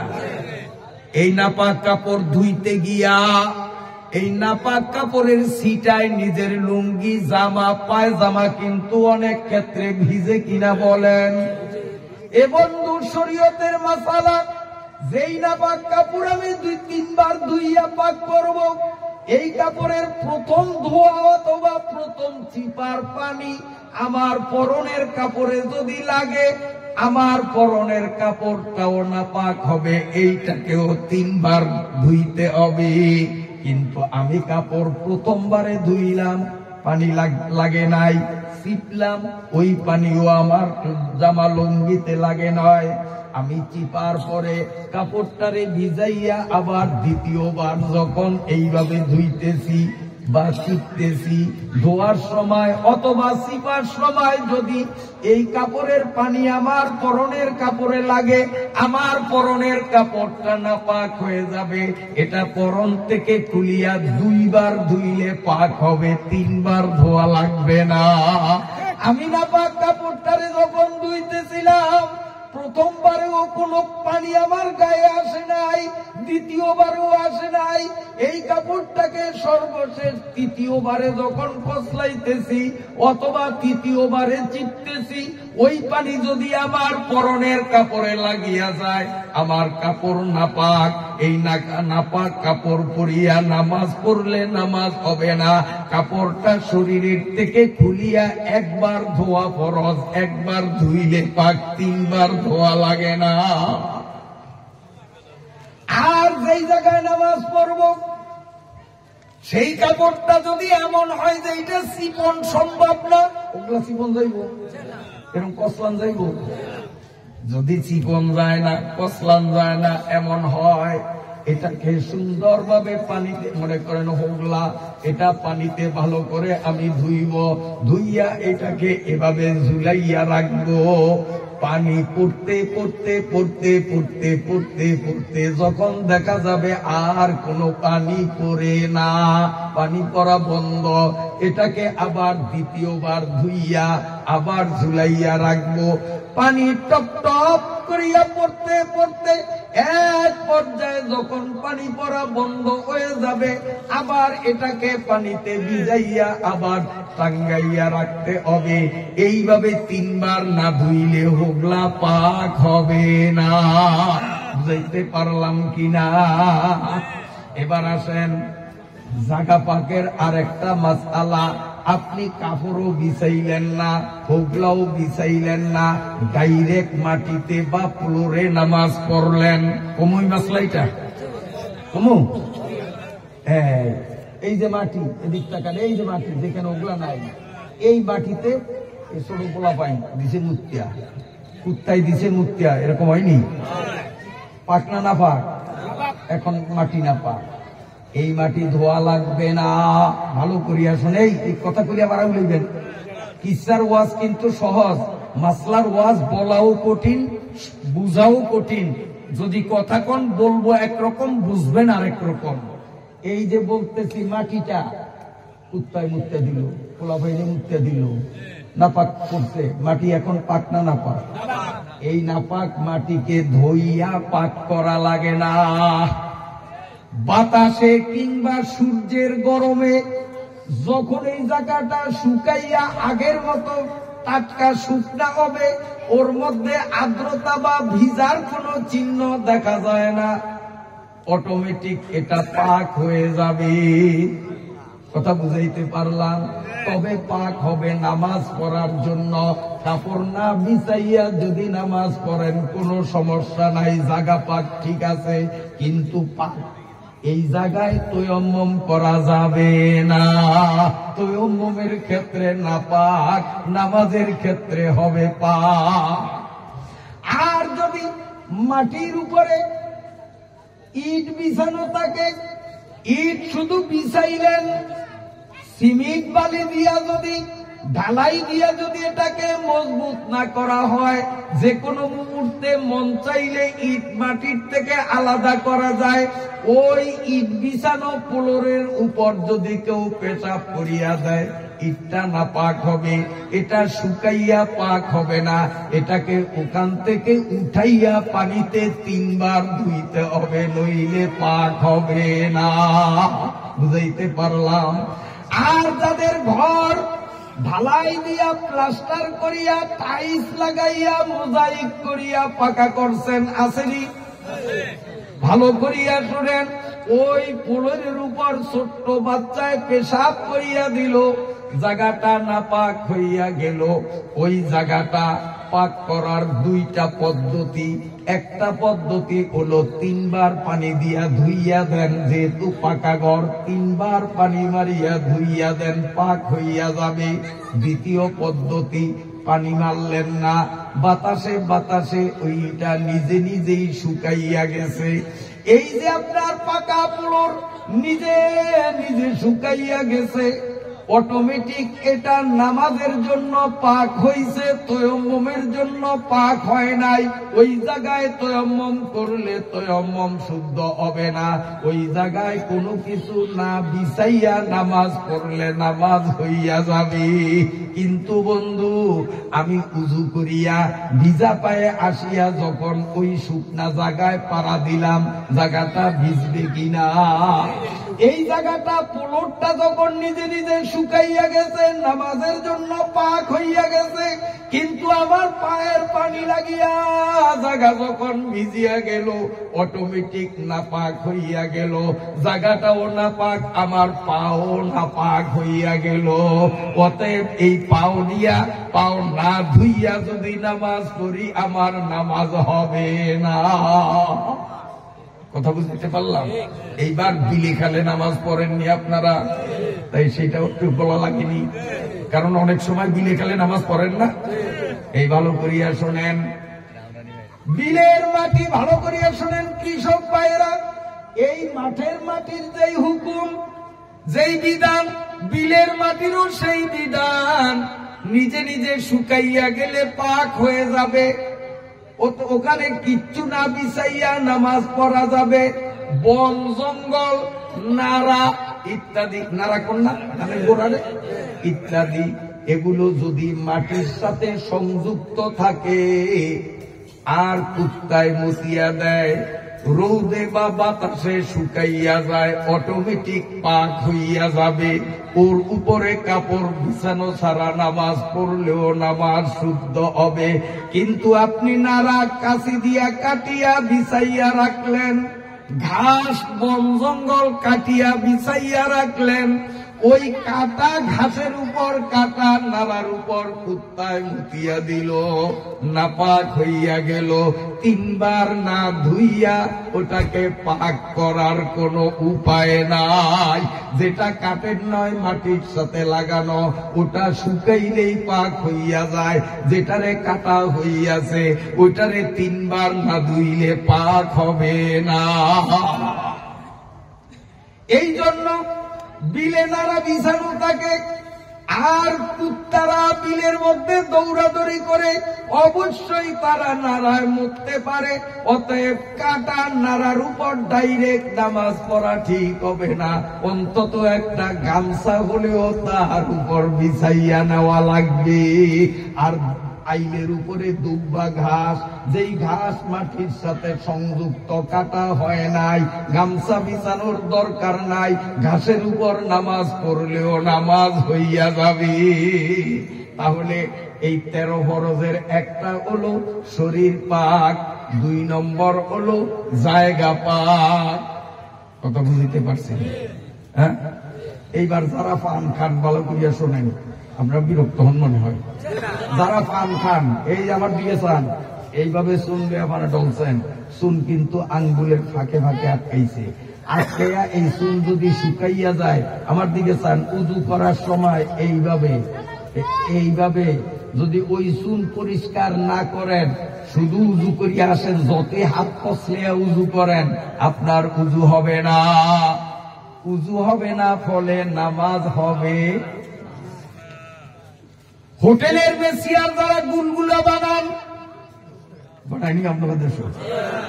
তারপরে পরোটা বানান, রুটি বানান, দুই হাতে মিলিয়ে যে খামির তৈয়ার করেন, এই ময়দার খামির গুলো নখের ফাঁকে ফাঁকে আটকাইয়া থাকে। আপনি যখন উজু করবেন, ফরজ গোসল করবেন, আমার দিকে তাকান, এইভাবে প্রতিটা নখকে আপনি পরিষ্কার করতে হবে, নইলে ময়দার খামিরের সামান্য অংশ ওখানে লেগে থাকা অবস্থায় হাউজে কাউসারের পানি দিয়া গোসল করলেও আপনার গোসল আদায় হবে না, উজুও হবে না। আমার মেয়েরা, বোনেরা, অনেকে নখের উপর নখ পালিশ ব্যবহার করো। যদি নখের উপরে নখ পালিশ তোমার লাগানো থাকে, তোমার উজু হবে না, ফরজ গোসল আদায় হবে না, শরীর নাপাক থাকবে। ওই নাপাক শরীর নিয়ে নামাজ পড়লে নামাজ হবে না। অতএব ব্লেড কিংবা চাকু দিয়া নখের উপর থেকে নখ পালিশ উপড়াইয়া তারপরে উজু গোসল, এর আগে নয়। বুঝাইতে পারলাম কিনা? এগুলি জানার দরকার আছে না? তাহলে মোটামুটি সংক্ষিপ্ত ভাবে আলাপ করলাম। কাপড় পাক, জায়গা পাক, এই দুইটাই তো বললাম। এরপরেরটা কোন আপনারা 3 নম্বরে কয়না? সব আমারে দিয়ে করবে কয়না কাজ? কাপড় পাক করলাম, শরীর পাক, কাপড় পাক, জায়গা পাক, 3টা গেছে। তারপরে হলো সতর ঢাকা। তারপরে কি? এইটা একটু কমুনি, এহেন গন্ডগোল আছে। পুরুষের সতর নাভির থেকে হাঁটুর নিচ পর্যন্ত, পুরুষের সতর মানে ঢাকিয়া রাখার জিনিস। পুরুষের সতর নাভি থেকে হাঁটু পর্যন্ত সর্ব অবস্থায় 24 ঘন্টায় ঢাকিয়া রাখতে হবে। শুধু একজনের সামনে খুলতে পারবে বৈধ স্ত্রী, এছাড়া পৃথিবীর কারো সামনে নাভি থেকে হাঁটু পর্যন্ত অংশ খোলার কোনো অধিকার মুসলমানের নাই। স্ত্রী ছাড়া কেউ তার এই অংশ দেখতে পারবে না। এটা হলো সতর। আর মহিলাদের হলো, আমার দিকে তাকান, এই চেহারা বা 2 হাতের কবজি থেকে হাতের এই অংশ বাদ, 2 পা টাকনুগিরার থেকে নিচের দিকে এই অংশ বাদে, মাথার চুল থেকে নিয়ে এই টাকনুগিরার উপর পর্যন্ত পুরা শরীরটা সতর। এখন পেঁচ হলো কোন জায়গায়? আপনি নামাজে দাঁড়াইছেন, লুঙ্গি গিরা দিয়া পরেন নাই, খুশিয়া পড়ছেন। সবাই কি গিরা দিয়া পড়েন? আমরা কিন্তু লুঙ্গি ছোট্টবেলা থেকে গিরা দিয়া পড়ি, খোলনের সম্ভাবনা থাকে না। অনেকে এইভাবে খুশিয়া পরে নামাজ পড়তে আসে, লুঙ্গি খুলিয়া যায়। হয়নি? হয়নি? এই লুঙ্গি খুলিয়া যায়। তো লুঙ্গি যদি খুলিয়া যায়, তাহলে নাভির নিচ থেকে হাঁটু পর্যন্ত জায়গাটা উদা হয়ে যাইব না? তাইলে 70 টাকা থাকবে। এই জন্য কি করতে হবে? আমার দিকে তাকান, লুঙ্গি যখন খুলিয়া যায়, যদি আমার মতো এমন মোটা পাঞ্জাবি আপনার গায়ে থাকে, নো টেনশন, লুঙ্গি পরিয়া যায়, যাও। আমার জামাই সতর ঢাকিয়া রাখছে, আমার নামাজের সমস্যা নাই। কিন্তু আমি যদি শার্ট গায়ে দিয়া নামাজ পড়ি, কিংবা পাতলা পাঞ্জাবি গায়ে দিয়া নামাজ পড়ি, লুঙ্গিটা পরিয়া গেলে পোস্ট অফিস দেখা যাবে। কথা বোঝেন না? আমার কথা বেজারণ মনে হয়। আমি আগেই কইছি, ইচ্ছা বলবো না, ইনশাআল্লাহ মানুষ আরো বাড়বে। আপনারা যা, আমি আশা করি ডবল হবে, কারণ সামনের কথাগুলি আরো গুরুত্বপূর্ণ। ওই লেফের নিচেতে বাইরে বলছে, আসলে না যে ভুল করছি, এগুলি ওয়াজে বলা হয় না। আপনারাও জিজ্ঞাসাও করেন না, অথচ নামাজ পড়িয়াও বেনকাজ। নামাজ হয় না, কমু না শেষ করমু? ও বন্ধু, যদি আপনার হাফ শার্ট পরা থাকে কিংবা লম্বা পাঞ্জাবি আছে, গ্লাসের মতো পাতলা, এই পিঠ ওই পিঠ দেখা যায়, এমন যদি হয়, লুঙ্গি যখন টের পাইলেন খুলিয়া যাইতেছে, দুই হাতে নয়, যতই কষ্ট হোক এক হাতে লুঙ্গিটারে খুঁজতে হবে। তাও সময় কদ্দুর? সুবহানাল্লাহ, সুবহানাল্লাহ, সুবহানাল্লাহ, এই তিনবার সুবহানাল্লাহ বলতে যদ্দুর সময় লাগে, এদ্দুর সময়ের মধ্যে যদি এক হাতে লুঙ্গি আপনি খুঁজতে পারেন তো আপনার নামাজের সমস্যা হবে না। আর যদি এক হাতেই লুঙ্গি আপনি ঠিক করলেন, তিনবার সুবহানাল্লাহ বলতে যেই সময় তার থেকে বেশি সময় কাটাইয়া দিলেন, অথবা দুই হাতে যদি লুঙ্গিরে ঠিক করেন, সঙ্গে সঙ্গে আপনার নামাজ বাতিল হয়ে গেল। নিয়ত ছাড়িয়া আবার শুরুর থেকে নামাজ পড়া লাগবে। নামাজ বুঝাইতে পারলাম? আমার মা বোনদের উদ্দেশ্যে বলবো, মায়েরা, তুমি শাড়ি পরিয়া ওড়না পরিয়া নামাজ পড়তেছ, তুমি যখন আত্মায়াতুর শুরুতে বসছ, তোমার নাবালেগ বাচ্চায় আসিয়া মাথার থেকে কাপড় টান দিয়া ফালাইয়া দিল, দেয়নি? কারণ অবুঝ বাচ্চা, অবুঝ বাচ্চা।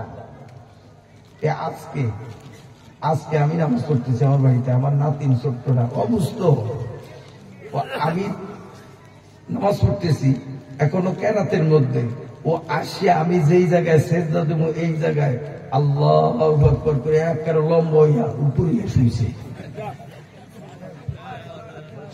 এখন আমি সূরা কেরাত সব শেষ করি, ওর সেজদা কিন্তু শেষ হয় না, ওর সেজদা শেষ হয় না, ভালো করে কথা বুঝতে পারে না, চায়ও না যে দাদা কোন অবস্থায় আছে, কিন্তু ওই যে বরিয়া রয়েছে, আমি পরে আপনি ঠেলিয়া ওরে সরাইয়া তারপরে সেজদায় যখন গেলাম, আসতেই সুযোগ আমার ভিডিও করে উঠছে, আজকের কথা কই, আজকের কথা কই। আমি তো দাদা, তো এই নাতিনের দাদার সাথে যা সম্পর্ক, মায়ের সাথে সম্পর্ক আরো ধারের না কি? আমি দাদা আরো দূরের না? আমার সাথে তার আত্মীয়তার মাধ্যম মাঝখান দিয়া তো আবার হোলা হের হরে না, আর মা তো ওই বাচ্চার একটা ডাইরেক্ট সরাসরি, তোমার সাথে সম্পর্ক বেশি না? এ মায়েরা কান খুলিয়া শোনো, তুমি আত্মায়াতুর শুরুতে বসা, তোমার অবুঝ বাচ্চা আসিয়া টান দিয়া মাথার কাপড় ফালাইয়া দিল, তোমার মাথাও তো সতর ঢাকা ফরজেরও আওতাভুক্ত, অতএব তোমার মাথার কাপড় ফালাইয়া দিলে মাগো, দুই হাতে নয় এক হাতে ওড়না বা শাড়িটারে টানিয়া তিনবার সুবহানাল্লাহ বলতে যদ্দুর সময় লাগে, এর কম সময়ের মধ্যে এক হাতে যদি ঢাকতে পারো, তোমার নামাজ কিচ্ছু হবে না, নামাজ ঠিক। কিন্তু যদি দুই হাতে তুমি মাথার কাপড় ঠিক করো, অথবা এক হাতে করো, 3 তাসবিহ থেকে সময় বেশি লাগিয়া যায়, তোমার নামাজ অটোমেটিক বাতিল হইয়া যাবে। নিয়ত ছাড়িয়া দিতে হবে, আবার নতুন করিয়া নামাজ শুরু করা লাগবে। এ আমার মায়েরা, তুমি বসিয়া আত্মায়াত পড়তেছ, তোমার অবুঝ বাচ্চা আসিয়া শাড়ির ফাঁক দিয়া কল্লা ঢুকাইয়া দুধের বোটায় মুখ লাগাইয়া দুধ চড়তেছে। আমি তথ্যভিত্তিক কথা বলি, বহু জায়গার এমন খবর আমার কাছে আছে, মাও আত্মাহিয়াত চালাইতেছে, দোয়া তারপরে দুরুদ সব করিয়া ডাইনে বামে সালাম ফিরায়, উনি ওনার নামাজের কাজে ব্যস্ত, এদিকে বাচ্চাও দুধ খাইয়া তার পেট ভরিয়া নেয়। মা মনে মনে খুশি, আমি আউয়াল ওয়াক্তে নামাজ পড়ছি। এ মা, তুমি নামাজ পড়িয়াও বেনমাজি, তোমার নামাজ হয় না। মাসালা জানিয়া রাখো, নামাজে মগ্ন মহিলার দুধের বোটায় বাচ্চা মুখ লাগাইয়া চোষণ দিয়া এক ফোঁটা দুধ যদি বাহির করে এই দুধ বাচ্চার মুখে পড়ুক অথবা মাগো তোমার শরীরে বা কাপড়ে পড়ুক, অন্তত এক ফোঁটা দুধ তোমার স্তন্য থেকে বাহির হওয়ার সাথে সাথে অটোমেটিক তোমার নামাজ বাতিল হইয়া গেছে। নামাজের নিয়ত ছাড়িয়া দেওয়া লাগবে, নতুন করিয়া নামাজ আবার পড়া লাগবে, তবে তোমার ওযু নষ্ট হয় নাই। ওযু করা লাগবে না, শুধু নামাজটা পড়তে হবে। অনেক মহিলাদের জানা নাই, বাচ্চাও দুধ খায়, মাও তার নামাজ চালাইয়া যায়, এই নামাজ তার খারাপের থেকে কেমনে ফিরাইবে? তারপরে এই আবার তো কষ্ট হয় আসলে আপনাদের, শরীর পাক, জাগা পাক, তারপরে কাপড় পাক, সতর ঢাকা, 5 নম্বরে কেবলামুখী হওয়া। 5 নম্বরে কি ফরজ, ছুটিয়া গেলে নামাজ বাদ। এখন কেবলামুখী, এখানে সমস্যা হয় লঞ্চে কেউ রে জিগায় না, নামাজি মানুষ, হ্যাঁ নামাজের রক্ত হয়েছে, বাস আন্দাজের উপরে খালি আল্লাহ আকবার, কি পূব দিক না পশ্চিম দিক, উত্তর দিক খবর নাই, মন চাইছে আল্লাহ আকবার। না, নিয়ম হলো নামাজের মধ্যে কেবলামুখী হওয়া ফরজ। কেবলা কোন দিক? আমাদের বাংলাদেশের কেবলা হলো পশ্চিম দিক, ঠিক না? পশ্চিম কোনটা জানতে হবে। কেমনে জানবেন? লঞ্চ কর্তৃপক্ষের কাছে যান, আর কেউ দূর যাইতে রাজি না। যে বেটা হ্যান্ডেল ঘুরায় এই বেটা তো দিচ্ছি নেই, কারণ সে ঢাকায় আর লালমনে ডেলি আওয়া যাওয়া করে, এর দূর কে যায়, খারেই আন্দাজে নামাজ শুরু করে, তার নামাজ হবে না। যদিও তার নামাজ পশ্চিম দিকে ফিরিয়াই পড়ছে, তারপরেও তার নামাজ হবে না। কেন? সে সেরেঙের কাছে যাইয়া সঠিকভাবে পশ্চিম জানিল না, এই জন্য তার নামাজ হবে না। এরপরে আমি জানলাম, সারেং থেকে জানলাম, অথবা কম্পাস দিয়ে আমি পশ্চিম ঠিক করলাম, ঠিক করিয়া পশ্চিম দিক ফিরিয়া নামাজ শুরু করলাম। লঞ্চ আস্তে আস্তে এদিক ঘুরিয়া গেল, আমি মুসল্লিও উল্টা দিকে ঘুরিয়া আমার কেবলা ঠিক রাখতে হবে। এই মাসালা জানা নাই। লঞ্চ খালের মধ্যে এইভাবে মোড়ামুড়ি করে নামাজি আল্লাহু আকবার যেই দিকে মুখ করিয়া শুরু করছে, সালাম ফিরানো পর্যন্ত একইভাবে থাকে, তার নামাজ হবে না। কারণ লঞ্চ যখন এদিকে মোড়ায়, আমি উল্টো দিকে আস্তে আস্তে মোড়াইব, যাতে করে আমার সিনা কেবলার বরাবর থাকে। কথা বুঝাইতে পারলাম? কথা বুঝাইতে পারলাম?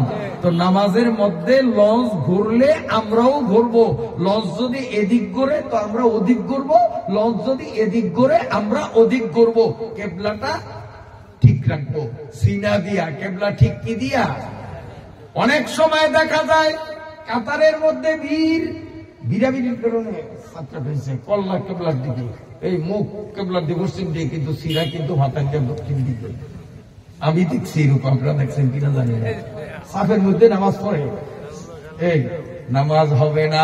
তার কারণ কেবলামুখী মুখ দিয়া না, কেবলামুখী সিনা দিয়া।